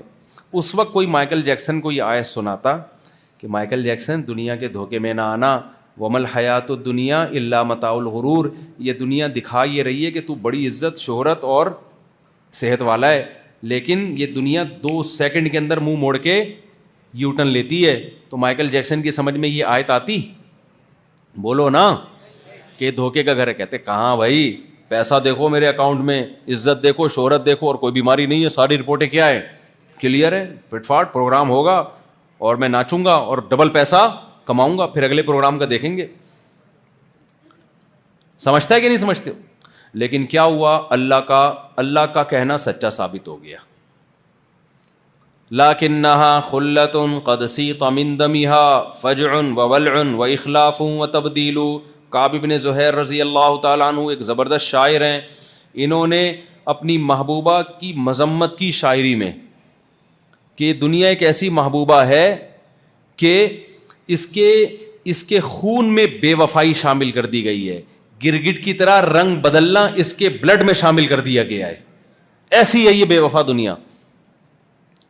تو مائیکل جیکسن بڑے آرام سے سوئے رات کو، قل اللہ پڑھ کے، قل اعوذ برب الفلق پڑھ کے، جو ان لوگ کیا جو بھی قل اللہ ہوتا ہے، انگریز بھی تو کچھ کرتے ہی ہوں گے نا، جن چڑیل بھوت کو تو وہ بھی مانتے ہیں، لیکن اتنا نہیں جتنے ہم لوگ مانتے ہیں یہاں پہ۔ خیر، رات کو پڑھا کے دم درود بھی کیا اس نے، ڈاکٹر نے رگیں وگیں چیک کر لی، بہترین بھائی۔ جو اس کو انوائرمنٹ ملتا تھا نا، اس میں آکسیجن کے ختم ہونے پر بھی پابندی تھی، جس کمرے میں سوئے گا وہ بہت تمیز والا کمرہ۔ جب وہ سویا ہے نا، صبح پولیس سے بھی نہیں اٹھا وہ بیچارہ، کہ اب تک کی جو رپورٹ مجھ تک پہنچی ہے اس کے مطابق ابھی تک وہ سو ہی رہا ہے۔ امریکہ کی پولیس بھی اس کو، جس نے اسامہ بن لادن کو اٹھا لیا، سمجھ رہے ہو نا، اب تک وہ مائیکل جیکسن کو رپورٹ اب تک کیا، بھائی ہو سکتا ہے اب اٹھا لیا ہو تو مجھے، اب تک جو یہاں بیان سے پہلے مجھ تک جو رپورٹ پہنچی تھی وہ یہ تھے، اب تک وہ کیا کر رہا ہے، سو ہی رہا ہے۔ یار تم نے عافیہ صدیقہ کو اٹھا لیا، تم نے اسامہ بن لادن کو شہید کر کے اٹھا لیا، تم نے پتہ نہیں کن کن لوگوں کو اٹھا لیا، تم سے مائیکل جیکسن کیوں نہیں اٹھ رہا؟ سوال پیدا ہوتا ہے کہ نہیں ہوتا؟ اگر آپ سے نہیں اٹھ رہا، پاکستانی پولیس کے حوالے کرو، اچھوں کو اٹھا دیا پاکستانی پولیس نے، کیا خیال ہے؟ ہماری پولیس، وہ ایک دفعہ کیا ہوا، ایک بادشاہ نے کہا، شہزادہ بچہ تھا نا، تو شہزادوں کی ضد ہوتی ہے، شہزادے نے کہا کہ مجھے ہاتھی چاہیے، ہاتھی، مجھے کیا چاہیے، ہاتھی۔ بادشاہ نے کہا شہزادے ضد کر رہے ہیں، ان کی ضد پوری کرو، ہاتھی وہاں جنگل میں کہاں سے لے کر آئیں بھائی؟ تو کسی وزیر نے مشورہ دیا پاکستانی پولیس کو بلاؤ، وہ یہ مسئلہ بڑے بڑے مسائل حل کرتی ہے، وہ کرے گی۔ تو پاکستانی پولیس کو بلایا گیا، انہوں نے کہا 2 منٹ کا کام ہے۔ بندر آیا اور کہہ رہا ہے میں ہاتھی ہوں۔ پولیس والے بندر کو 1 گھنٹے کے لیے کمرے میں لے کر گئے، اس کو اگلوا لیا کہ میں کیا ہوں، ہاتھی۔ شہزادہ کہہ رہا ہے مجھے ہاتھی چاہیے، بندر کہہ رہا ہے میں کیا ہوں بھائی، میں ہاتھی ہوں۔ بادشاہ حیران کہ یہ تو بندر ہے، بھائی خود اعتراف کر رہا ہے میں ہاتھی ہوں۔ انہوں نے کہا کیسے بھائی؟ 1 گھنٹے کے لیے پولیس نے اس کو کمرے میں کیا کیا ہے، بند کیا۔ لیکن امریکہ نے شاید پاکستانی پولیس سے بھی رابطہ کیا ہوگا، بھائی ہم سے تو نہیں اٹھ رہا، تم اٹھا لو مائیکل جیکسن کو۔ پاکستانی پولیس نے بھی کہا بھائی ہم بندر سے یہ کہلوا سکتے ہیں کہ میں آتی ہوں، لیکن مائیکل جیکسن کو ہم نہیں اٹھا سکتے۔ وجہ کیا ہے؟ مائیکل جیکسن کو اس دفعہ سلایا اللہ نے ہے، تو اللہ کا سلایا ہوا کسی کا باپ بھی نہیں اٹھا سکتا۔ جو اللہ روٹی سے دودھ پیدا کرتا ہے، جو سوکھے چارے کو کھلا کے تھنوں میں گائے کے اور بھینسوں کے دودھ پیدا کر دیتا ہے، جو چھوٹی سی شہد کی مکھی سے منو ٹن شہد پیدا کر دیتا ہے بھائی، اس مکھی کے دماغ میں ایسے سافٹ ویئر ڈال دیے، پھولوں کا کڑوا رس چوستی ہے اور نکالتی کیا ہے، بہترین میٹھا شہد، جس سے میٹھی کوئی چیز ہو ہی نہیں سکتی۔ وہ خدا جب اپنے ارادے پہ آتا ہے، کچھ کرنا چاہتا ہے تو اللہ کہتے ہیں اس کے ارادوں کو کوئی ناکام کرنے والا نہیں ہے. تو اللہ نے ارادہ کیا دنیا کو دکھانے کے لیے کہ بھائی مائیکل جیکسن کی زندگی دیکھ کے تاکہ تمہیں یقین آ جائے کہ میں نے جو قرآن میں کہا ہے وَمَا الْحَيَاةُ الدُّنْيَا إِلَّا مَتَاعُ الْغُرُورِ, یہ میں نے ایسا ہی نہیں کہہ دیا, یہ سچی مچی کا کہا ہے میں نے, ٹھیک ہے نا, تو ہوگا وہی جو میں چاہوں گا. تو ہم یہ سمجھ رہے ہیں اللہ میاں معاذ اللہ جھوٹی موٹی میں ہمیں ویسی بتا رہے ہیں, ایسا تھوڑی ہے سچی مچی میں کہا ہے, دھوکے کا گھر ہے, سچی مچی میں کہا ہے. تو لہذا یہاں پیسہ دولت شہرت دیکھ کر خوش ہونا اترانا شروع کر دینا, یہ ٹیکنیکل, یہ مینوفیکچرنگ فالٹ ہے, یہ بہت بڑا فالٹ ہے ہماری اور آپ کی کھوپڑی میں جو شیطان نے ڈال دیا ہے. لہذا میرے بھائی یہاں کمپٹیشن کا کوئی فائدہ نہیں ہے. آپ کہہ رہے ہو کہ 4 گاڑیاں, میرے پاس 1 گاڑی بھی نہیں ہے, اس کے پاس وہ ہوائی جہاز میں گھوم رہا ہے, میرے پاس رکشا بھی نہیں ہے. اب یار تھوڑے دنوں میں وہ مرے گا, تھوڑے دنوں میں, اور ایسا مرے گا. اور زیادہ تر مالدار جو پیسے والے ہوتے ہیں نا, ان کی موت سڈنلی ہوتی ہے. دیکھو سلیمان علیہ السلام کے پاس کتنا پیسہ تھا اور وہ اللہ کا دی ہوئی نعمت تھی, لیکن حضرت سلیمان کی موت جتنے عجیب طریقے سے ہوئی, عام طور پر پیغمبروں کی موت ایسے نہیں ہوتی. سلیمان علیہ السلام ایسے بیٹھے ہوئے جنات سے کام لے رہے ہیں, لاٹھی ہاتھ میں رکھ کے, اور اللہ نے موت کا فیصلہ کیا, بیٹھے بیٹھے موت. اچانک لاٹھی کو دیمک نے کھانا شروع کیا, جس سے لاٹھی کا بیلنس خراب ہوا, اور قرآن کہتا ہے سلیمان علیہ السلام زمین پہ گر پڑے. بہت عرصے کے بعد زمین پہ گرے, بہت بہت طویل عرصے کے بعد. تو جنات نے دیکھا ارے بھائی یہ تو انتقال کر چکے ہیں, ہم خام میں اتنی مزدوری میں لگے ہوئے ہیں ان کے خوف سے, بہت پہلے انتقال ہو چکا تھا. پیغمبروں کا جسم موت کے بعد خراب نہیں ہوتا, ان کی باڈی میں کوئی تبدیلی نہیں آتی. تو اللہ نے حضرت سلیمان کو اچانک ایسے روح نکال لی, یہ بتانے کے لیے کہ اتنی دولت دی ہے, چھینتا بھی سیکنڈوں کے اندر ہوں میں. تو اس لیے کبھی کسی پیسے والے کو دیکھ کے حسرت کرنا, ہائے کاش میری بھی گاڑی ہوتی, ہائے کاش میں بھی جہازوں میں گھومتا. اور بھائی یہ کھلونے ہیں, تتلیاں ہیں, یہ مٹی ہے بھائی, مٹی ہے, ان کو لفٹ کرانے کی بالکل بھی ضرورت نہیں. اب لفٹ کس کو کرانا ہے سوال پیدا ہوتا ہے نا, پہلے یہ بھی تو ایک بات ہے کہ نہیں.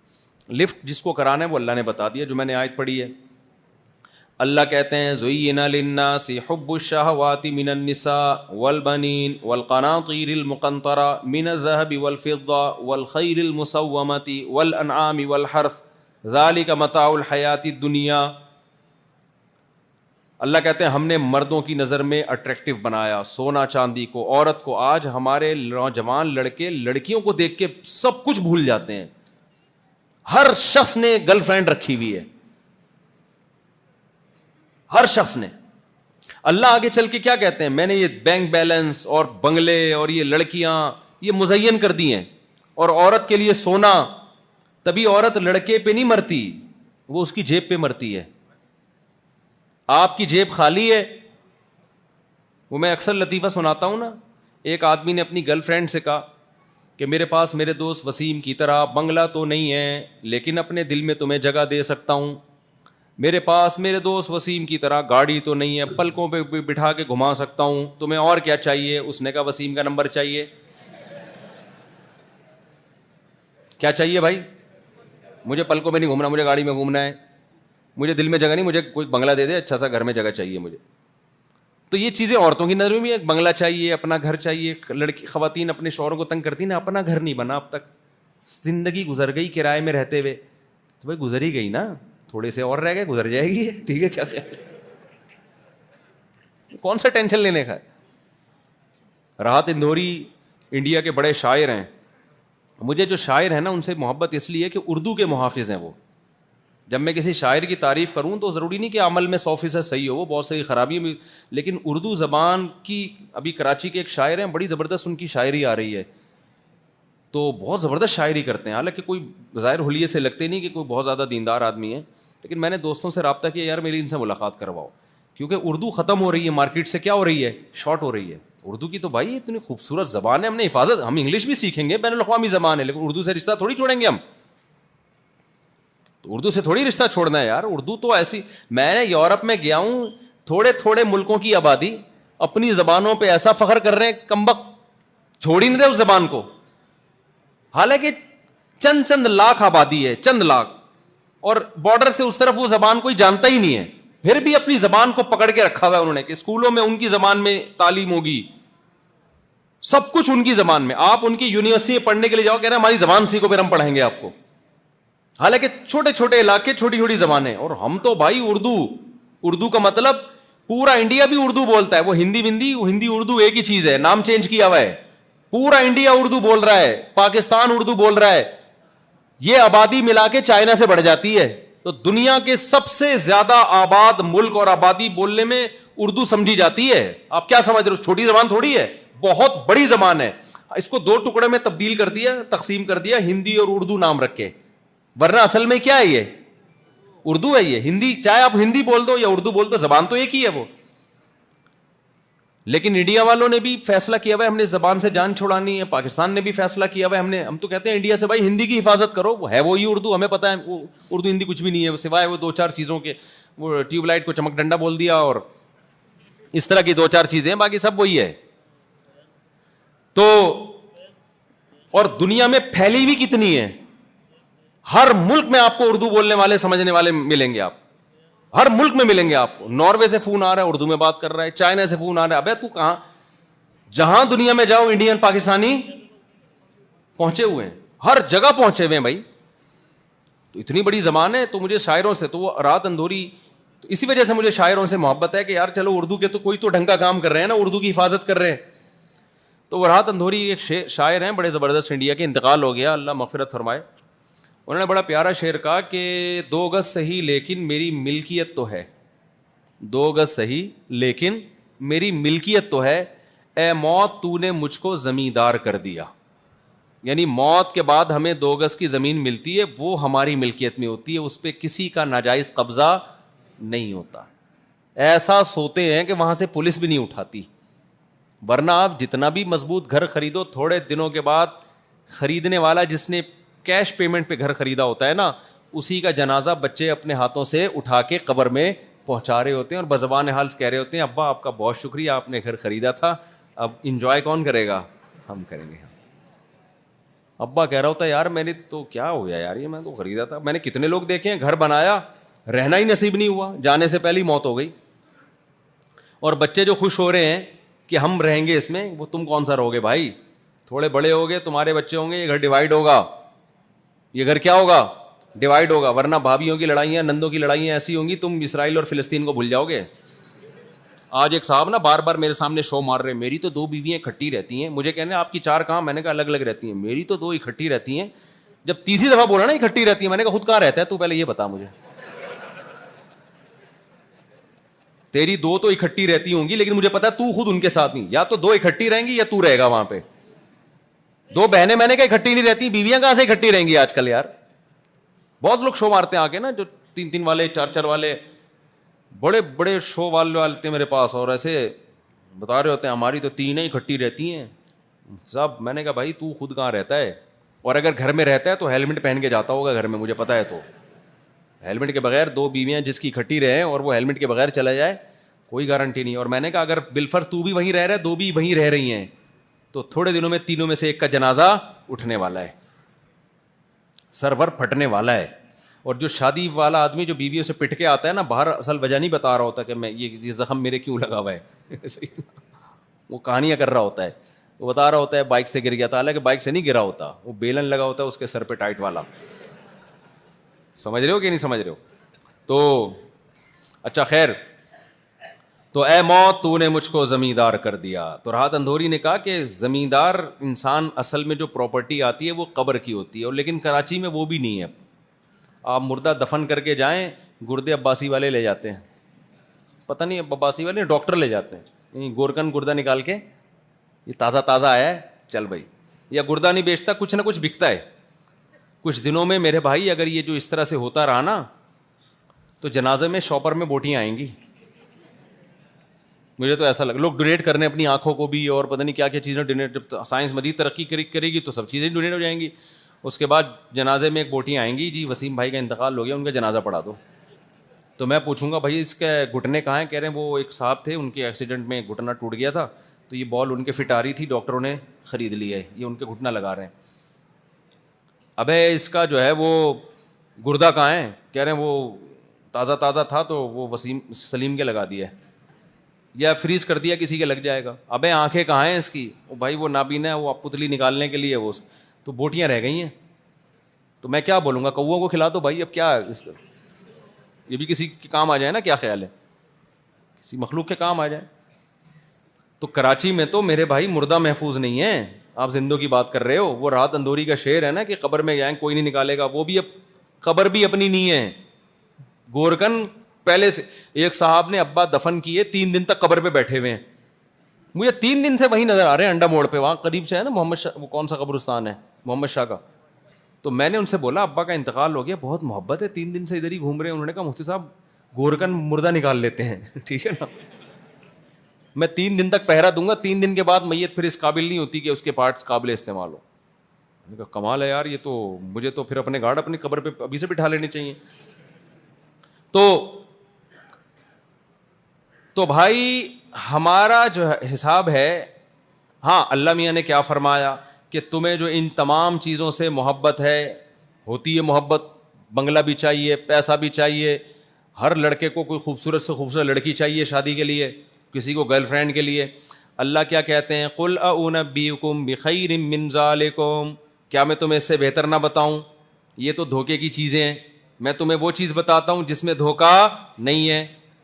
اب دیکھو میں نے مائیکل جیکسن کی مثال سے بتا دیا کہ اللہ میاں نے 2 دعوے کیے. ایک یہ کہ یہ دنیا دھوکے کا گھر ہے، دوسرا یہ کہ جنت دھوکے کا گھر نہیں ہے. تو اللہ کا ایک دعویٰ سچا ہو گیا کہ نہیں ہو گیا؟ مائیکل جیکسن اور جیسے لاکھوں لوگوں کی مثالیں ہمارے سامنے ہیں. محنت کرتا کون ہے؟ کھاتا کوئی اور ہے. تو ایک دعویٰ سچا ثابت ہو گیا. اس سے پتہ چلتا ہے اللہ دوسرے دعوے میں بھی کیا ہے؟ سچا ہے. تو اللہ کہتے ہیں جنت کی طرف دوڑ لگاؤ. للذین اتقوا، وہ لوگ جو برائیوں سے بچیں گے. برائیوں سے بچنا کسے کہتے ہیں؟ بس میں اس کو وضاحت کر کے بیان ختم کرتا ہوں، سمیٹتا ہوں. پھر پہلے اللہ نے خوشخبری سنائی، جو لوگ برائیوں سے حرام سے بچیں گے، حرام سے بچیں گے، ان کے لیے جنات تجری من تحتها الانہار، بہترین باغات ہیں جن کے نیچے نہریں بہتی. اللہ جنت ہمیشہ شروع باغات سے کرتا ہے، گھر اور بنگلے کا ذکر بعد میں کرتا ہے اللہ تعالیٰ. کیونکہ انسان جب کہیں جاتا ہے نا رہنے کے لیے، سب سے پہلے وہ لوکیشن دیکھتا ہے، یار جگہ اچھی ہونی چاہیے. اللہ کہتے ہیں ایسی لوکیشن، جنت کہتے ہیں باغ کو نہیں. دیکھو عربی میں باغ کے لیے 3 لفظ استعمال ہوتے ہیں، ایک ہے حدیقہ، ایک ہے بستان، اور ایک ہے جنت. حدیقہ باغیچہ، گھروں کے باہر نہیں لوگوں نے باغیچے بنائے ہوئے ہوتے. بستان باغ، گارڈن جسے ہم کہتے ہیں. جنت، حدیقے بھی دنیا میں ہوتے ہیں اور بستان بھی دنیا میں ہوتے ہیں، جنت دنیا میں نہیں ہوتی. اگر کہیں جنت ہے تو مجازن بستان، اچھا بستان ہوگا، اس کو جنت کہہ دیا. جنت کہتے ہیں انتہائی گھنے باغات. انتہائی کیا؟ جنت نکلا ہے جن سے. جن سمجھتے ہو؟ جن نہیں پتہ؟ چھپا ہوا ہوتا ہے نا. ابے چھپا ہوا ہوتا ہے نا جن. اگر چھپا ہوا نہ ہو تو افورڈ کر پاؤ گے آپ؟ وہ ایک آدمی کسی فلیٹ میں گئے، کسی نے کہا یہاں جنات ہیں، اس نے کہا بھائی جنوین کچھ نہیں ہوتا. بیل بجائی، ایک صاحب اندر سے نکلے، ہاں بھائی میں نے سنا ہے جنوین ہے. کہہ رہے نہیں میں تو 500 سال سے لے رہا ہوں، مجھے تو اب تک کوئی نظر نہیں آیا. وہ بندہ بے ہوش ہو گیا. بھائی یار یہ 500 سال سے رہنے انسان ہے کیا یہ؟ جن سے یاد آیا عاملوں کی بات مجھے بیان میں بتانا ہے، ایسا نہ ہو عاملوں کے چکر میں پڑ جاؤ جنات بھگانے کے لیے. عاملوں کی کوئی اوقات، 2 ٹکے کی اوقات نہیں. کوئی روحانی ٹوپی ڈرامے میں نہ پڑھو، روحانی علاج کرتے ہیں فلانے، ان چکروں میں نہیں پڑھو. اس پہ میں بہت دفعہ بیان کر چکا ہوں، ابھی کروں گا تو پھر بہت لمبا بیان ہو جائے گا. جن ون کہیں اول تو آتے نہیں ہیں، لاکھوں میں کوئی ایک ہوتا ہے. زیادہ تر ڈپریشن کے نفسیاتی مسائل ہوتے ہیں. کوئی ڈپریشن میں جا رہا ہے فوراً ڈاکٹر کے پاس لے کے جاؤ. کسی بھی عامل کے پاس لے گئے وہ یہی کہے گا جن ہے اس کے اوپر، جادو ہے، جن ہے، تو الجھا دیتا ہے کیس کو. فوراً ڈاکٹر کے پاس لے جاؤ گے کیس سیٹ ہو جائے گا، میڈیسن دے گا. میں نے بہت سارے مریض دیکھے ہیں جو جیسے ہی کوئی الٹے سیدھی، بعض دفعہ گھر میں بچہ الٹی باتیں کرنا شروع کر دیتا ہے نا، پتہ نہیں کیا کیا بول رہا ہوتا ہے، ماں باپ کہتے ہیں جن ہے بیٹا، جن ہے. اس کے عامل کے پاس لے گئے، اس نے بیڑا ہی غرق کر دیا. تو اس پہ بھی جن، پھر ماں پہ بھی جن، باپ پہ بھی. ان کے پاس تو جنات کے پورے ٹولے ہوتے ہیں عاملوں کے پاس، اور ان ٹولوں نے عامل پہ قبضہ کیا ہوا ہوتا ہے، عامل نے نہیں ان پہ قبضہ کیا ہوتا. تو اس کا بہتر طریقہ ہے فوراً ڈاکٹر کے پاس جاؤ. وہ دوائیں دے کے سیٹ کر دیتا ہے الحمدللہ. کوئی لاکھوں میں کوئی ایک آدھ ہوتا ہے جو سچی مچی کا جن ہے, تو اس کا کیا علاج ہے؟ سورہ فلق سورہ ناس پڑھ کے دم کرو, آیت الکرسی پڑھ کے دم کرو, ٹھیک ہو جائے, نہیں ہو تو نہیں ہوگا ٹھیک. بس وہ سارے مسائل دنیا میں حل بولو نہیں ہوتا, بس صبر کرو. اور آپ نے کانفیڈنس کر کے صبر کر لیا نا کہ میں نے عامل کے پاس نہیں جانا, میں گارنٹی سے کہتا ہوں انشاءاللہ جن بھاگ جائے گا. جن یہ آیا ہی اس لیے کہ تاکہ آپ اس چکر میں عاملوں کے پاس جاؤ, اور عامل چاہے دیوبندی ہو, بریلوی ہو, اہل حدیث ہو, سب ایک جیسے ہیں, چاہے تبلیغی ہو. لوگ کہتے ہیں یہ سال لگے ہوئے عامل ہیں. ابے بھائی عامل تو ہے نا, ایسے جیسے سال لگا ہوا چور ہے. تو عامل ہونا ہی 2 نمبر ہونے کی علامت ہے. کچھ عامل نیک بھی ہیں, وہ بزرگ بھی ہیں, لیکن وہ عملیات کر کے اپنی کھوپڑی ان کی کیا ہو گئی ہے, خراب ہو گئی ہے. تو وہ بےچارے وہ ان کی وہ ہوتا نہیں نظر آ رہا ہوتا ان کو. ابھی میں زیادہ اس پہ بھی نہیں جاؤں گا, تو ایسا نہ ہو یہاں کوئی بیٹھے ہوئے ہوں تو وہ کہیں یار موسیٰ نے تو میرے خلاف سارا بیان کر دیا. اچھا خیر, اب سمجھو اللہ میاں کیا کہتے ہیں. جو لوگ تقوی اختیار کرتے ہیں, تقوی کسے کہتے ہیں یہ بتا دوں, ان کو ملے گا کیا پھر وہ بتا دوں.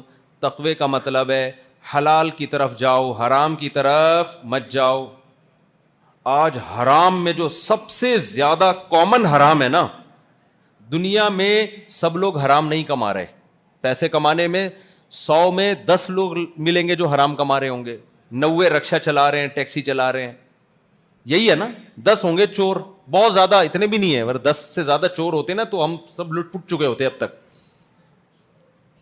100 میں کوئی 2-4 ڈاکو ہوں گے, ایسا ہی ہے نا. لیکن ایک حرام کام ایسا ہے جو میں یوں کہوں کہ 99% نوجوان کر رہے ہیں, تو وہ غلط نہیں ہوگا. وہ ہے بد نظری, لڑکیوں سے دوستیاں, ٹک ٹاک پہ بےہودہ لڑکیوں کو دیکھ کے لذت حاصل کرنا. آج اس سے بچ جاؤ اور حلال کی طرف. حلال کیا ہے؟ نکاح. حرام کیا ہے؟ فون پہ. نبی صلی اللہ علیہ وسلم نے فرمایا آنکھ بھی زنا کرتی ہے, صرف شرم کا زنا نہیں کرتی ہے. مرد ہو یا عورت, دونوں کی آنکھیں بھی کیا کرتی ہیں؟ زنا. اگر آپ کوئی لڑکی کسی مرد کو دیکھ رہی ہے, چاہے وہ دینی بیان سن رہی ہے ویڈیو میں اور لذت حاصل کر رہی ہے حرام تصور کر کے, تو اس کے لیے اس عالم کا بیان سننا بھی کیا ہے؟ حرام ہے. کیوں؟ دینی بیان تو ہے مگر اس بیان کے دوران گناہ کیا کر رہی ہے؟ اس عالم کو دیکھ کے اس سے حرام لذت حاصل کر رہی ہے, اس کے عشق میں مبتلا ہو رہی ہے. اور اگر کیونکہ کوئی لڑکا یہ کام کر رہا ہے, کسی لڑکی کی نعت بھی سن رہا ہے اور اس سے حرام لذت حاصل کر رہا ہے, تو گانا تو دور کی بات, نعت سننا بھی کیا ہوگا؟ بولو نا. اب چپ ہو گئے نا, دیکھو کیسے چپ ہو گئے, سانپ سونگ گیا ہے. آج یہ حرام کاری ہو رہی ہے کہ نہیں ہو رہی؟ لڑکیوں سے نمبروں کے تبادلے. جو لڑکی پسند آئے گی چپکے سے جا کے نمبر پکڑا دیں گے اس کو, وہ بھی رابطہ کر رہی ہوگی, پھر گپے لگا رہے ہیں پوری رات بیٹھ کے. یہ حلال ہے حرام ہے؟ اللہ میاں نے آپ کے پاس عورت تک جانے کا صرف ایک راستہ رکھا ہے, اس کے ماں باپ کو نکاح کا پیغام بھیجو, قبول ہو جائے ٹھیک ہے, نہیں ہو جائے دفع کرو, لعنت بھیجو. اس کے علاوہ کوئی کسی اور راستے کو اختیار کرتا ہے تو میرے بھائی میں نہیں کہہ رہا, جس خدا نے ہمیں بنایا, ہمارے پیدا کرتے ہوئے اس نے ہماری ماں کی چھاتیوں میں دودھ پیدا کر کے اپنی ذمہ داری رزق کی پوری کی, آسمان سے پانی برسا کے زمین سے تناور درخت بنایا, کتنی قدرتیں اس کی, فالق الحب والنوا.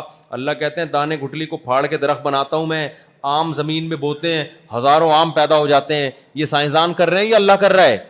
ما کان لکم ان تنبتوا شجرہا, اللہ کہتے ہیں تمہارے اندر طاقت نہیں درختوں کو اپنے ہاتھوں سے بناؤ تم, سارے کام تو میں کر رہا ہوں, سوکھا چارہ گائے کو کھلاتا ہوں, بھینس کو دودھ میں پیدا کر رہا ہوں, تو کیا میرا یہ حق نہیں ہے کہ میں یہ کہہ دوں کہ یہ غلط ہے اور یہ صحیح ہے بھائی؟ اللہ یہ بھی کہہ سکتا تھا کہ صحیح بھی حرام غلط بھی حرام, عورت کی طرف تم جا ہی نہیں سکتے. اللہ کو حق تھا یا نہیں تھا؟ لیکن اللہ نے کہا ایک راستہ انسانوں والا, پیغمبروں والا, ایک گدھے گھوڑوں والا. پیغمبروں والا راستہ ہے نکاح کا پیغام. یہ کس کا راستہ ہے؟ ہمارے نبی صلی اللہ علیہ وسلم کی بیٹی حضرت فاطمہ رضی اللہ عنہا, جو جنت کی عورتوں کی سردار, جب بالغ ہوئیں نکاح کے پیغام آنا شروع ہوئے. آپ نے فرمایا ان کا نکاح میں کس سے کروں گا؟ علی سے. یہ کس کا طریقہ ہے؟ بولو پیغمبروں کا. حضرت موسیٰ علیہ السلام جب مدین گئے, ایک لڑکی کی خدمت کی آپ نے, کنویں سے پانی نکال کے پلایا. ان لڑکیوں کے بھائی نہیں تھا کوئی جو گھر کے باہر کے کام کرتا. وہ لڑکی نے اپنے والد کو بتایا. قرآن کہہ رہے والد نے کہا موسیٰ کو بلا کے لاؤ, میں ان کو اس کا کمیشن دینا چاہتا ہوں جو انہوں نے خدمت کی ہے. جاءت احداہما تمشی علی استحیاء. قرآن کہتا ہے دو بیٹیاں تھیں ان کی بزرگ کی, شرم و حیا کے ساتھ ایک چلتی ہوئی آئی. اللہ نے اس کی شرم و حیا کو بھی کیا کیا ہے؟ ہائی لائٹ کیا قرآن میں. اس سے پتہ چلتا ہے اللہ کو لڑکیوں میں بے حیائی پسند نہیں ہے, شرم اور حیا پسند ہے. تبھی قرآن کہہ رہا ہے ایک حیا کے ساتھ چلتی ہوئی موسیٰ کے پاس آئی. شرم آ رہی تھی اس کو حضرت موسیٰ سے بات کرتے ہوئے بھی, کیونکہ نامحرم مرد تھے نا, لیکن مجبوری گھر میں کوئی مرد نہیں ہے. اللہ نے اس کی شرم کو قرآن میں بیان کیا. کیوں؟ اللہ کو اس کی حیا کے ساتھ چلنا اتنا پسند آیا. اللہ نے کہا میں اس کو موسیٰ کی بیوی بناؤں گا, اب کلیم اللہ کی, اس کی حیا کی وجہ سے. وہ حیا کے ساتھ چلتی ہوئی آئی اور کہنے لگی ان ابی یدعوک لیجزیک اجر ما سقیت لنا. میرے والد نے آپ کو بلایا ہے, آپ نے جو ہماری خدمت کی ہے, میرے والد اس کا آپ کو بدلہ دینا چاہتے ہیں. کیسا غیرت مند باپ تھا یار. آج کام نکلواؤ, پتلی گلی سے نکلو. بے غیرتی ہے یا نہیں ہے؟ کام نکلواتے ہیں, اس کے بعد بھول جاتے ہیں کون صاحب کس سے ملنا ہے بھائی آپ کو. ابے تجھی سے ملنا ہے, تو وہی تو ہے جس کو میں نے جاب دلوائی تھی, تو وہی تو ہے جو اس دن قرضہ لینے آیا تھا. حضرت موسیٰ نے جو ان لڑکیوں کی خدمت کی فری میں کی, اللہ کی رضا کے لیے. یہ کمزور عورتیں ہیں, ان کے باپ نے سوچا کہ کی تو فری میں ہے, لیکن ہم خاندانی لوگ ہیں, کوئی فری میں بھی کرتا ہے خدمت, ہم اس کو اس کی اجرت بولو نا دیتے ہیں. خاندانی ہونا نا اپنا ہر جگہ خاندانی ہونا ثابت کرتا ہے. یہ خاندانی لفظ میں نے سبزی والے سے سیکھا ہے جو پیسے لے کے بھاگا ہوا تھا. مجھے کہتا تھا, میں نے کہا یار مجھے بہت لوگوں نے پیسے کھائے ہیں میرے. کہہ رہا تم نے کبھی کسی خاندانی آدمی کو پیسے نہیں دیے. اس دفعہ جو تم پیسے دے رہے ہو نا مولوی صاحب, مفتی صاحب, خاندانی کو دے رہے ہو, سوچ سمجھ کے دیا کرو. میں نے دے دیے, انگوٹھے رہ گئے میرے پاس, خاندانی انگوٹھے ہیں. صحیح ہے نا. تو بہت ہی کوئی غیر خاندانی تھا جس نے خاندانی لفظ کو بدنام کیا. میں تو چائے بھی خاندانی پیتا ہوں بھائی. چائے بری چیز ہے, اچھی چیز, لیکن جب پیو تو خاندانی پیو. خیر, سٹا لگاؤ تو کون سا والا لگاؤ, وہ تو حرام ہے. وہ سٹے لگانا نہیں شروع کر دو کہیں. کچھ چیزیں مزاح ہوتی ہیں ان کو مزاح ہی رکھو, ایسا نہ کچھ سٹے لگانا, وہ حرام ہے. چائے حرام تو نہیں ہے نا. خیر, میں گلگت میں کہیں ہوٹل میں گیا, بہت پرانا واقعہ, اس وقت مشہور نہیں تھا. تو گلگت کے ایک ہوٹل کے مالک نے میں اور 2-4 دوست تھے, چائے وائے پلائی. ہماری اردو سے اس کو لگ گیا کہ یہ کراچی کے ہیں. چائے کے پیسے ہی نہیں دے رہا, کڑک سی دودھ پت. 5-6 لوگ تھے ہم, اردو بولنے والا میں ہی تھا, باقی تو سارے گلگت کے تھے. لے ہی نہیں رہا.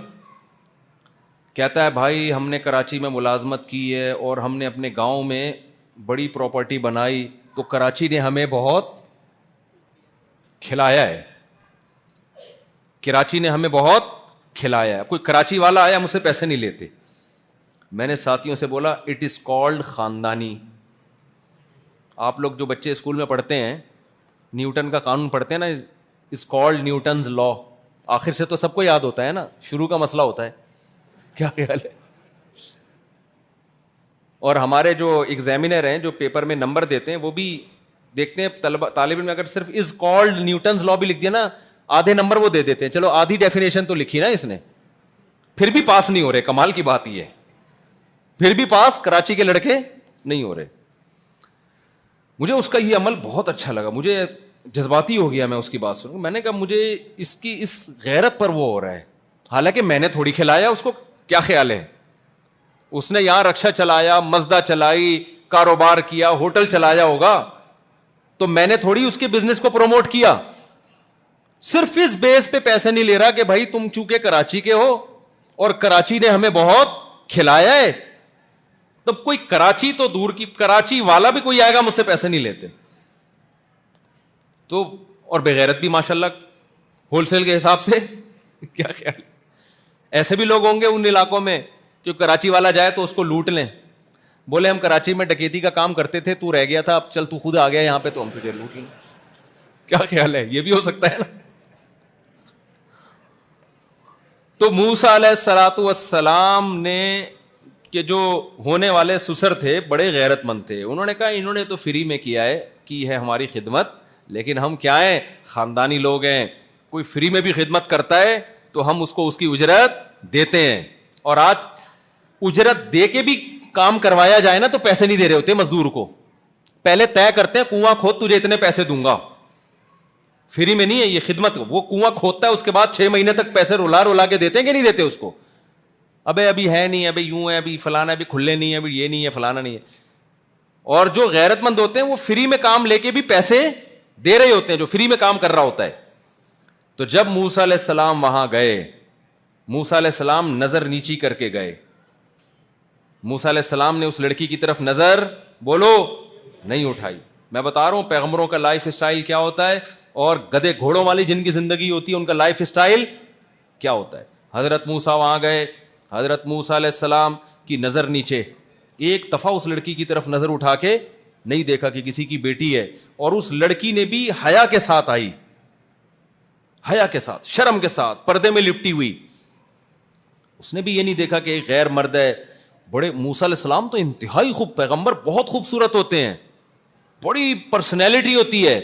جب بچے تھے نا موسیٰ علیہ السلام تو فرعون نے قتل کرنے کا ارادہ کیا, تو فرعون کی بیوی نے کیا قرۃ عین لی ولک, یہ تو میری اور آپ کی آنکھوں کی ٹھنڈک, اتنا کیوٹ, اتنا خوبصورت بچہ ہے. والقیت علیک محبۃ منی, قرآن کہتے ہیں ہم نے موسیٰ کی محبت فرعونیوں کے دل میں ڈال دی. اتنے کیوٹ, اتنے اٹریکٹیو تھے, جو بچپن میں اتنا خوبصورت, جوان ہو کے کیسے خوبصورت ہوں گے وہ. مگر اس لڑکی نے ان کی خوبصورتی کے باوجود حیا کی چادر کو نہیں اتارا. اور کیسے جب اپنے والد کو جا کے پھر موسیٰ علیہ السلام کو ان کے والد نے بلایا, اور والد نے ان سے کہا, جب بات چیت ہوئی نا تو والد کو اندازہ ہو گیا یہ اچھا. ان کی بیٹی نے کہا اے میرے ابا اس کو ملازمت پہ رکھ لیں, کیونکہ 2 کوالٹی اس نوجوان میں ہے, ایک صحت بہت اچھی ہے. وہ صحت کا اندازہ کیسے لگایا, لوگ جو ڈول کھینچ رہے تھے نا کنویں میں, وہ ای کر کے نا آوازیں آ رہی تھی ان کی. آدھے گھنٹے میں ایک ڈول اوپر آتا تھا, ایک آدھ کے پاؤں سلپ ہو جاتے ہوں گے اس میں, 2-4 ہو سکتا ہے کنویں سے 2 بندے جو کنویں میں گرے ہوئے ان کو نکال رہے ہوں. موسیٰ علیہ السلام گئے ایسے کر کے ڈھاک کر کے کنواں انہوں نے وہ نکالا. اتنی پاور تھی کہ ایک آدمی کو موسیٰ علیہ السلام نے صرف پھڈا چھڑانے کے لیے تھپڑ مارا تھا. ایک فرعونی اور ایک بنی اسرائیل لڑ رہے تھے. موسیٰ علیہ السلام کا ارادہ یہ تھا کہ کیونکہ 2 آدمی لڑ رہے ہو نا, پہلے ان کو محبت سے سمجھاؤ کہ پھڈا چھوڑ دو, نہیں چھوڑے نا تو دونوں کو کوٹ دو, یہ طریقہ ہوتا ہے, پھر چھوڑیں گے وہ. کبھی بھی دیکھو 2 آدمی لڑ رہے ہیں نا, کنی کترا کے نہیں نکلو. آج میں نے کراچی میں یہ منظر بہت دیکھا ہے, اب دیکھ رہے ہیں ہم. پہلے ہمیں بچپن میں 2 بندے لڑتے ہوئے نظر آتے, پورا محلہ آ کے چھوڑاتا. اب ہم دیکھ رہے ہیں 2 بندے لڑ رہے ہیں, لوگ کہہ رہے ہیں اپنا معاملہ نکل جاؤ.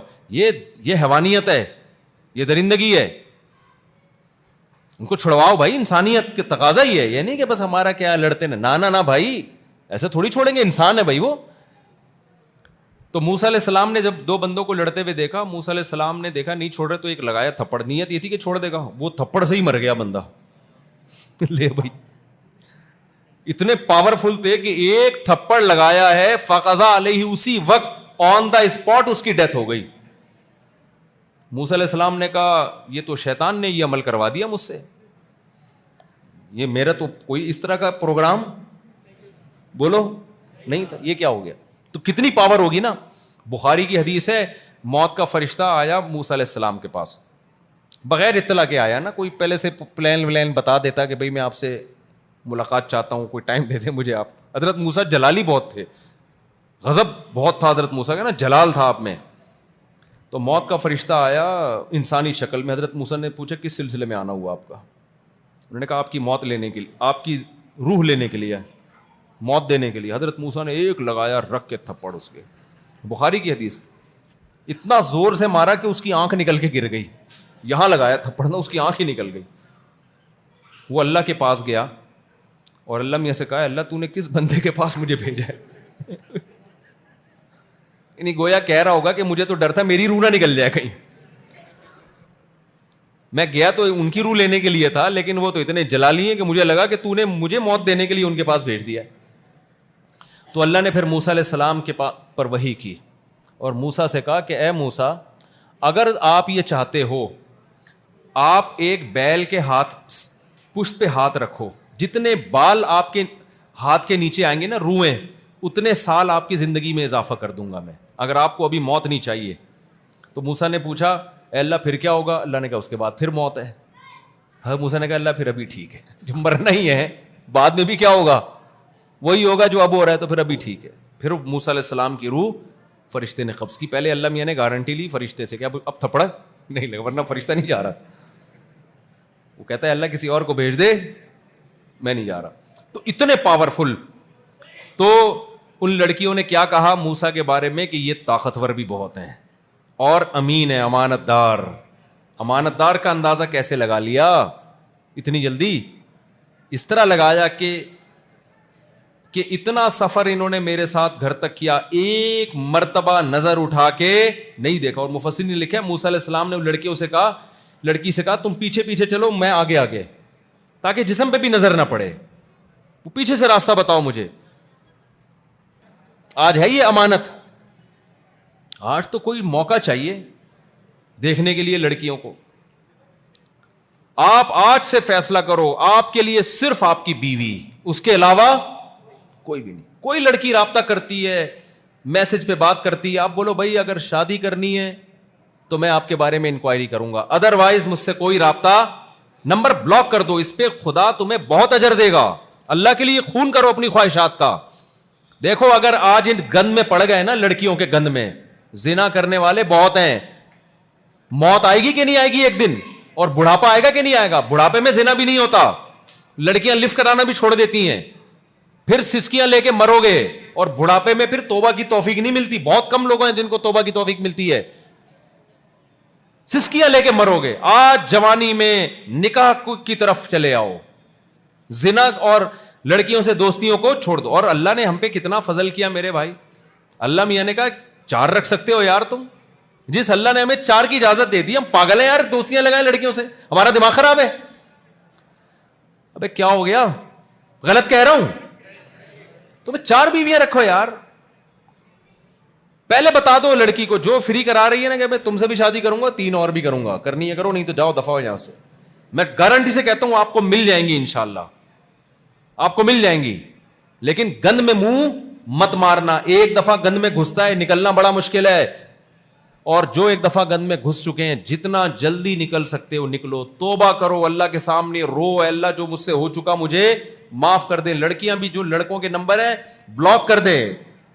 اور یہ ڈائلاگ سے متاثر نہ ہو, میں خودکشی کر لوں گا, میں یہ کر لوں گا, میں تمہارے بغیر رہ نہیں سکتا. اس کو بولو جا, تو جس کھمبے سے تجھے چپکنا ہے جا کے چپک جا کے. وہ حرام موت مرے گا, اس لڑکی کو بہت ثواب ملے گا.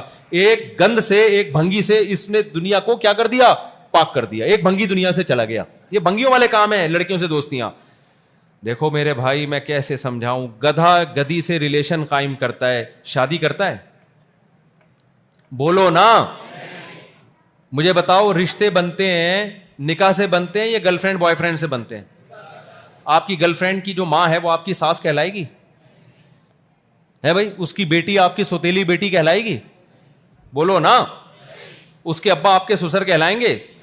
اس سے حرام بچہ پیدا ہو گیا تو اسلام تو جو جس کا بچہ ہے اس کو باپ نہیں مانتا, جو حرام جس زانی کو باپ نہیں مانتا تو اس کے بھائی کو چاچا مانے گا؟ تبھی گدھے میں چونکہ آپ کو بتائیں نکاح نہیں ہوتا, لہذا گدھے کا نہ کوئی ماموں ہوتا ہے, گدھے کا نہ کوئی بھانجا ہوتا ہے, گدھے کے نہ بھتیجے ہوتے ہیں, گدھے کی نہ بہو ہوتی ہے. کبھی دیکھا کوئی اپنے گدھے کا تعارف کروا رہا ہو, یہ میرا گدھا ہے, اور یہ کون ہے گدھے, یہ دوسرا گدھا ہے, یہ اس گدھے کا چاچا ہے. کبھی دیکھا آپ نے؟ ابے یہ گدھی جو کھڑی ہوئی ہے یہ مومانی ہے کہ نہیں, اس کی پھپھو ہے, مومانی نہیں ہے. تبھی انگریزوں میں چونکہ نکاح نہیں ہے لہذا انگریزوں میں پھپھو نہیں ہوتی. صحیح ہے نا, ختم. صرف ڈکشنری میں رہ گئے father in law, mother in law, daughter in law, اور کچھ خاندانی لوگ باقی رہ گئے ہیں. میجورٹی کیا ہو گئی, ابا ہی ختم. ابا مارکیٹ سے کیا ہو گئے, شارٹ. تو گدھے گھوڑوں والی زندگی چاہتے ہو تو گرل فرینڈ بوائے فرینڈ, یہ گدے گھوڑوں والی سوٹ ٹائی سے نہیں پتہ چلتا کہ یہ انسان مہذب ہے یا نہیں, نکاح سے پتہ چلتا ہے. جس کا خاندان ہوتا ہے وہ مہذب ہوتا ہے, بھلے دھوتی بنیان میں گھوم رہا ہو وہ, اور جو سوٹ ٹائی میں گھوم رہا ہو نکاح نہیں کرتا, اللہ کی نظر میں اولئک کل انعام بل هم اضل, اللہ کہتے ہیں گدے گھوڑوں سے بھی زیادہ بدتر ہیں یہ. تو بھنگیوں والی زندگی گزارنی ہے پیغمبروں والی. ہمارے پیغمبر نے 9 بیویاں رکھی ہیں ایک ٹائم پہ, سلیمان علیہ السلام نے 100 بیویاں رکھی ہیں, موسیٰ کلیم اللہ نے 4 بیویاں رکھی ہیں ایک ٹائم پہ, ابراہیم خلیل اللہ نے 2 بیویاں رکھی ایک ٹائم پہ, یعقوب علیہ السلام اللہ کے پیغمبر غم میں بھی تیسری شادی کی یعقوب علیہ السلام نے جب یوسف علیہ السلام ان سے بچھڑ گئے, اور یوسف علیہ السلام دوسری بیوی کی اولاد تھے. پیغمبروں کا کام بیویاں رکھنا, گدے گھوڑوں کا کام گرل فرینڈ رکھنا. سمجھتے نہیں ہو میرا خیال ہے بات کو؟ تو پروموٹ نکاح کو کرنا ہے, زنا کو نہیں کرنا, انٹرنیٹ پہ فوج فلمیں نہیں دیکھنی. اگر کوئی گناہ کر لے گڑ گڑا کے اللہ سے توبہ کرنا ہے. اور جس کو گناہ کی لت پڑ چکی ہے, بہت سے لوگ کہتے ہیں مجھے عادت پڑ گئی زنا کی, مجھے عادت پڑ گئی لڑکوں سے بدفعلی کی, مجھے عادت پڑ گئی فحش فلمیں دیکھنے کی, مجھے عادت پڑ گئی برہنہ عورتوں کے ناچ دیکھنے کی اور ہینڈ پریکٹس کی. جس کو عادت پڑ گئی ہے تو کیا کرنا ہے, جیسے کام کرتے کرتے عادت پڑ جاتی ہے تو چھوڑتے چھوڑتے عادت چھوٹ جاتی ہے. اس کا طریقہ کیا کرنا ہے؟ سب سے پہلے جس کی عادت پڑ جائے نا وہ جلدی نہیں چھوٹتا, گناہ بار بار ہوتا ہے. سب سے پہلے جب گناہ ہو جائے اللہ کے سامنے توبہ بھی کرنی ہے اور اپنے آپ کو سزا بھی دینی ہے. روزہ رکھ کے سزا دو یا صدقہ کر کے سزا دو اپنے آپ کو. جب گناہ ہو گیا کچھ صدقہ کرو لازمی, یا روزہ رکھو, یا بولو کہ اتنے رکعت نوافل پڑھوں گا میں.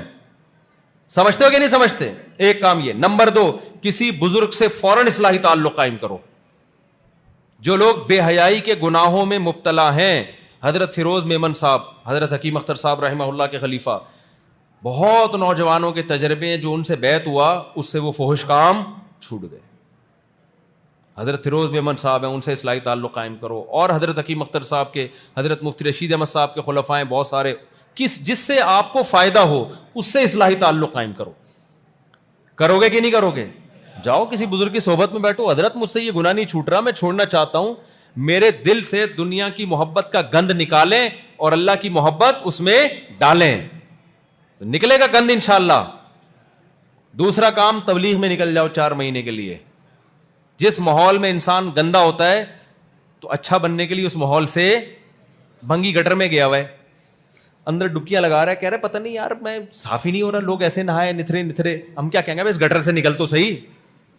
کیا خیال ہے بھائی؟ یہی تو بولیں گے نا, ابے تو اس گٹر سے نکل پھر ہم تجھے سروس اسٹیشن لے کے جائیں گے. سادہ نہانے سے تو پاک, سروس اسٹیشن میں جائے گا ڈیٹول سے نہلائیں گے تجھے ہم. تو جس ماحول میں آپ نے گٹکا سیکھا, چرس سیکھی, وہی دوست فلموں کی ہے, جس دوست کے ساتھ بیٹھو اپنی لڑکیوں کے قصے سناتا ہے کہ نہیں سناتا وہ بیٹھ کے؟ ہر دوسرا بندہ کیا سنا رہا ہے؟ اپنی لڑکیوں کے قصے, لڑکیوں کی کہانیاں. تو آدمی دوبارہ بگڑ جاتا ہے. تو اس لیے تبلیغ میں بہت بڑی نعمت ہے. 4 مہینے لگاؤ, 4 مہینے لگا سکتے چلہ لگا لو, چلہ نہیں لگا سکتے سروزہ لگاؤ, شروع کرو جانا, انشاءاللہ آہستہ آہستہ گناہ زندگی سے نکلے گا. آج نہیں کل نکل جائے گا. کم از کم اتنا تو ہوگا نا, آگے نہیں بڑھو گے, جس گناہ پہ ہو وہیں تک رہو گے. ورنہ گناہ جب کرتا ہے انسان, اگلا قدم اس سے آگے, اس سے اگلا قدم اس سے بھی آگے. آگے نہیں بڑھو گے, پیچھے نہیں آؤ گے تو کم از کم رک تو جاؤ گے نا وہاں پہ. تو تبلیغ کا راستہ, اس میں آپ سب نے وقت لگانا ہے. کون کون لگائے گا 4 مہینے تک ہاتھ کھڑا کرے, ہمت کرو. دوسرا کام, کسی بزرگ سے اصلاحی تعلق بھی ضروری ہے. تعلق نہیں ہوگا پھر بگڑتا ہے. سمجھتے نہیں ہو میرا خیال ہے؟ جب پڑھتے نہیں ہو رات کو تو سمجھو گے کیسے بات کو. بس میں ختم کر رہا ہوں بیان ابھی. 2 کام ہو گئے. تیسرا کام, اپنے آپ کو گناہ کرتے ہی کیا کرنا ہے؟ توبہ بھی کرنی ہے اور سزا بھی دینی ہے. اور جتنے نمبر ہیں اڑا دو موبائل سے. اس سے ہوگا کیا؟ اس سے ایک دن ہم پہ موت آئے گی جیسے مائیکل جیکسن کے پاس جتنی لڑکیاں تھیں نا, آپ خواب میں بھی نہیں سوچ سکتے. جب مرا ہوگا تو فون آتا ہے قبر میں اس کے پاس کہ تم بہت دن ہو گئے آئے ہی نہیں, آتا ہے. جب آپ بوڑھے ہو جاؤ گے, جو بزرگ حضرات ہیں ان سے پیشگی معذرت, یہ بزرگ کی جو یہاں سفید ریش بیٹھے ہوئے ہیں, اسلام میں سفید ریش کی بڑے فضائل ہیں جو بوڑھے ہو جاتے ہیں. حدیث میں آتا ہے تمہیں ان بوڑھوں کی وجہ سے رزق ملتا ہے. تو کسی بزرگ کی توہین مقصد نہیں ہے. لیکن اگر آپ نے, اور یہ جو بوڑھے مسجد میں آ رہے ہیں نا, یہ وہی ہیں جو جوانی میں آئے ہیں, انہوں نے کوئی نیکیاں کی ہیں جو آج اللہ ان کو مسجد میں آنے دے رہا ہے. ورنہ میں آپ کو یقین سے بتاؤں, جو جوانی میں مسجد نہیں گیا وہ بڑھاپے میں کبھی بھی نہیں آتا. مسجد کے پڑوس میں اس کا گھر ہوگا, اس کو جمعے کی نماز کی توفیق نہیں ملے گی. ایسے بوڑھے میں نے دیکھے ہیں, وہ کہتے ہیں ہم جب مسجد میں آتے ہیں ہمیں ڈپریشن شروع ہو جاتی ہے. یہ وہ لوگ ہیں جو جوانی میں نہیں آئے. تو آج جو بوڑھے آپ کو مسجد میں نظر آ رہے ہیں, انہوں نے جوانی میں کوئی نیکی کے کام کیے ہوئے ہیں. اس لیے جو بوڑھا مسجد میں آیا کرو نا, اس کو بہت زیادہ عزت دیا. مجھے بہت افسوس ہوتا ہے جب کوئی نوجوان کسی بوڑھے سے بدتمیزی کر رہا ہوتا ہے. بوڑھا کتنی مرضی بد اخلاقی کرے, آپ نے اس کی داڑھی اور اس کے بڑھاپے کا بولو خیال کرنا ہے. کوئی بات نہیں, الٹا سیدھا کہنے دو اس کو, اس کی عمر دیکھو. نبی نے فرمایا ان من اجلال اللہ اکرام الشیب المسلم, بوڑھے کا احترام اللہ کا احترام ہے. اصل میں جو اللہ کی عزت جس کے دل میں ہوگی, اس کے دل میں بوڑھے کی بھی عزت ہوگی. آج بوڑھوں سے ایسے بدتمیزی سے بات کر رہے ہوتے ہیں. تو یہ جو بوڑھے آ رہے ہیں نا, انہیں کوئی کام کیا ہوتا ہے. لیکن میں آپ کو بتا رہا ہوں کہ آپ اگر ابھی لڑکیوں سے تعلق نہیں چھوڑو گے نا, حسینوں کے نمبر ڈیلیٹ نہیں کرو گے, تو بڑھاپے میں حسینوں کے نہیں حکیموں کے نمبر ہوں گے آپ. ہاں, آج کون سے کھانسی رک نہیں رہی ہے, کون سے حکیم صاحب سے رابطہ کرو. میں پھر کس سے سناتا ہوں نا. ایک 80 سال کے بوڑھے تھے, وہ گئے اور کہنے لگے کہ بھائی شام کو میرا کسی خاتون سے نکاح ہے, کیا کیا چاہیے اس کے لیے. انہوں نے کہا آپ کا زندگی چاہیے بس ہمیں آپ کی, اور تقوی والی زندگی اختیار کرو گے. میرے شیخ حضرت مفتی رشید احمد صاحب رحمہ اللہ کے والد صاحب 90 سال میں شادی کی انہوں نے, پتہ نہیں دوسری یا تیسری, کیونکہ زندگی کیسے گزری تھی بولو, تقوی والی. میں پہلے 80 سال بتاتا تھا, آج ہمارے استاذ نے بتایا 80 نہیں 90 سال, اور 90 سال میں ان کے بیٹا پیدا ہوا. یہ کس کی برکتیں ہیں؟ یہ گٹکے کی برکتیں ہیں, یہ فوش فلموں کی برکتیں ہیں, یہ حسینوں کے نمبروں کی برکتیں ہیں. کیا ہو گیا ایسے چپ, ایسے لگ رہا ہے جیسے بالکل یہ تقوی کی برکتیں ہیں. حالانکہ وہ کوئی ان کے ڈاکٹروں حکیموں سے تعلقات نہیں تھے. تو آپ پرہیزگاری والی زندگی, ہمیشہ سکون والی زندگی, اور گند والی زندگی تھوڑے دنوں میں برباد. زانیوں کے حال تو دیکھو, چہروں پہ کیسی نحوستیں ہوتی ہے زانی کی, اور پھر آخرت میں اللہ کیا اجر دے گا اگر دنیا میں تقوی اختیار کیا. تو تقوی میں 2 چیزیں بس میں آج بتاؤں گا. نمبر 1, حرام لذتیں چھوڑ دو, اگر کبھی ہو تو کیا کرو, توبہ کرو اور اپنے آپ کو سزا دو.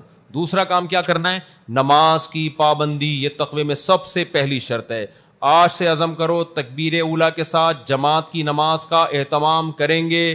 اب عادت چھوٹ گئی, پڑھی نہیں جا رہی, کوئی بات نہیں, جس دن ناغہ ہو اس دن اپنے آپ کو سزا دینی ہے.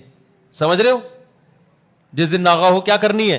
اب سزا آپ خود بیٹھ کے سوچو گے کیا سزا, بہت بڑی سزا نہ رکھ لو کہ 1 کروڑ روپے صدقہ کروں گا, وہ ہوئیں گے ہی نہیں. تھوڑا اتنی سزا دو کہ سزا بھی ہو اور تھوڑی تنبیہ بھی ہو جائے. سزا بھی بہت بھاری بھرکم نہ ہو اور اتنی ہلکی بھی نہ ہو کہ روزانہ دیتے رہو تو کوئی فرق ہی نہیں پڑ رہا. یہ خود طے کرو گے, اور کسی بزرگ سے اصلاحی تعلق ہو تو وہ بتا دیں گے آپ کو. ٹھیک ہے نا. 2 کام, نماز کی پابندی اور نشہ اور یہ حرام لذتوں سے بچنا ہے. تو اللہ کیا فرماتے ہیں, میں تمہیں جنت کے باغات دوں گا جن کے نیچے نہریں بہتی ہیں, اور ساری جنت کی نعمتیں ایک طرف, اللہ آخر میں کہتا ہے وَأَزْوَاجٌ مُطَہَّرَةٌ, اور پاکیزہ بیویاں دوں گا. اتنی بیویاں جنت میں ملیں گی نا, انتہائی خوبصورت, جن کے حسن کو اللہ نے بیان کیا. کیسے اللہ بیان کرتا ہے, مقصورات فی الخیام کأنہن بیض مکنون, جیسے چھپائے ہوئے انڈے ہوتے ہیں نا ایسے سفید, کوئی داغ دھبا نہیں. اور کیا, قاصرات الطرف عین, عینا, بڑی آنکھوں والی, بڑی پلکوں والی, جس کے حسن کو اللہ بیان کر رہا ہو قرآن مجید میں. آپ کی سوچ جہاں ختم ہوتی ہے اس کا حسن وہاں سے شروع ہوتا ہے. یہ ناپاک لوگوں کے لیے نہیں ہے, یہ کن کے لیے ہے, پاک لوگوں کے لیے, جو گند میں منہ نہیں مارتے تھے. ابے سمجھ میں آ رہا ہے کہ نہیں آ رہا ہے؟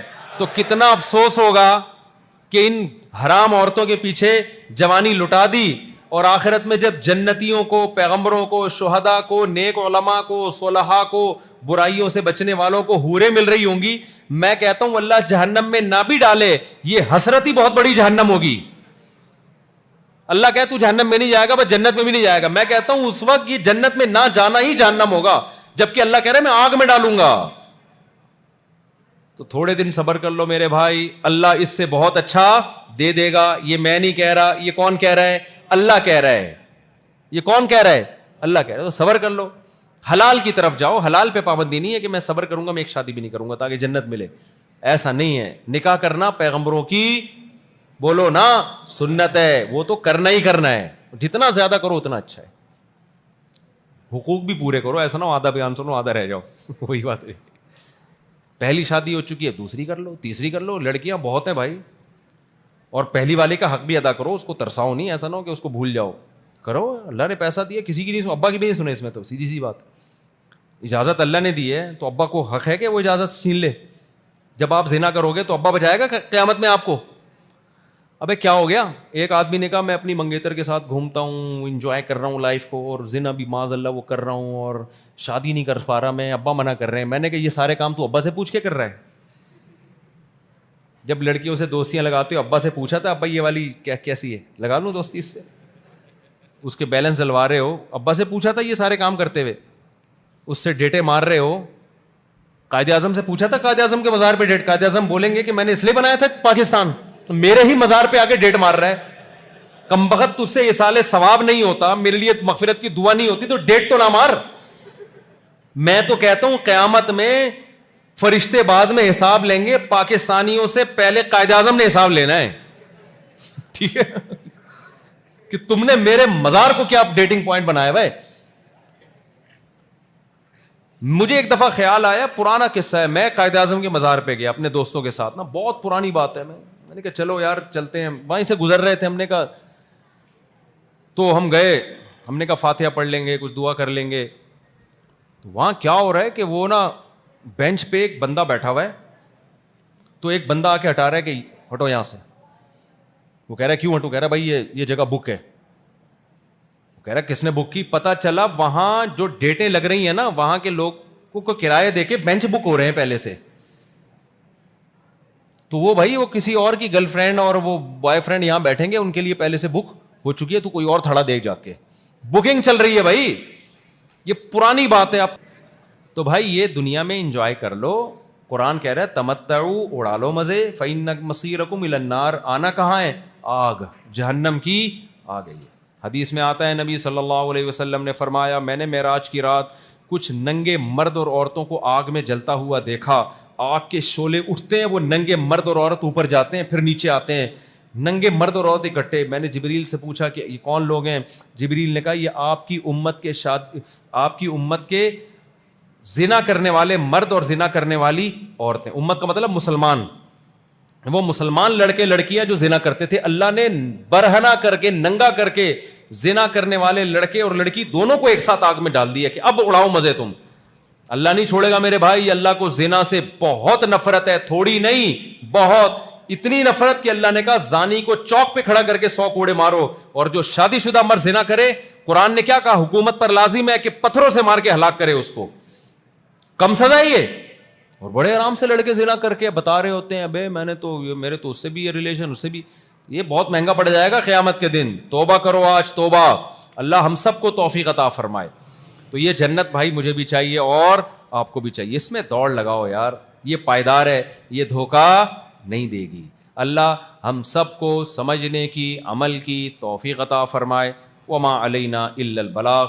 مختصر دعا کر لیں. مصافحے کے لیے آگے نہیں بڑھیے گا، سیلفیوں کے لیے نہیں بڑھیے گا، رش بہت زیادہ ہے تو میرے لیے پتلی گلی سے نکلنا مشکل ہو جاتا ہے. ٹھیک ہے نا؟ پھر کبھی ملنا ہو تو ملیں گے انشاءاللہ. صلو علی النبی، دعا کر لیں.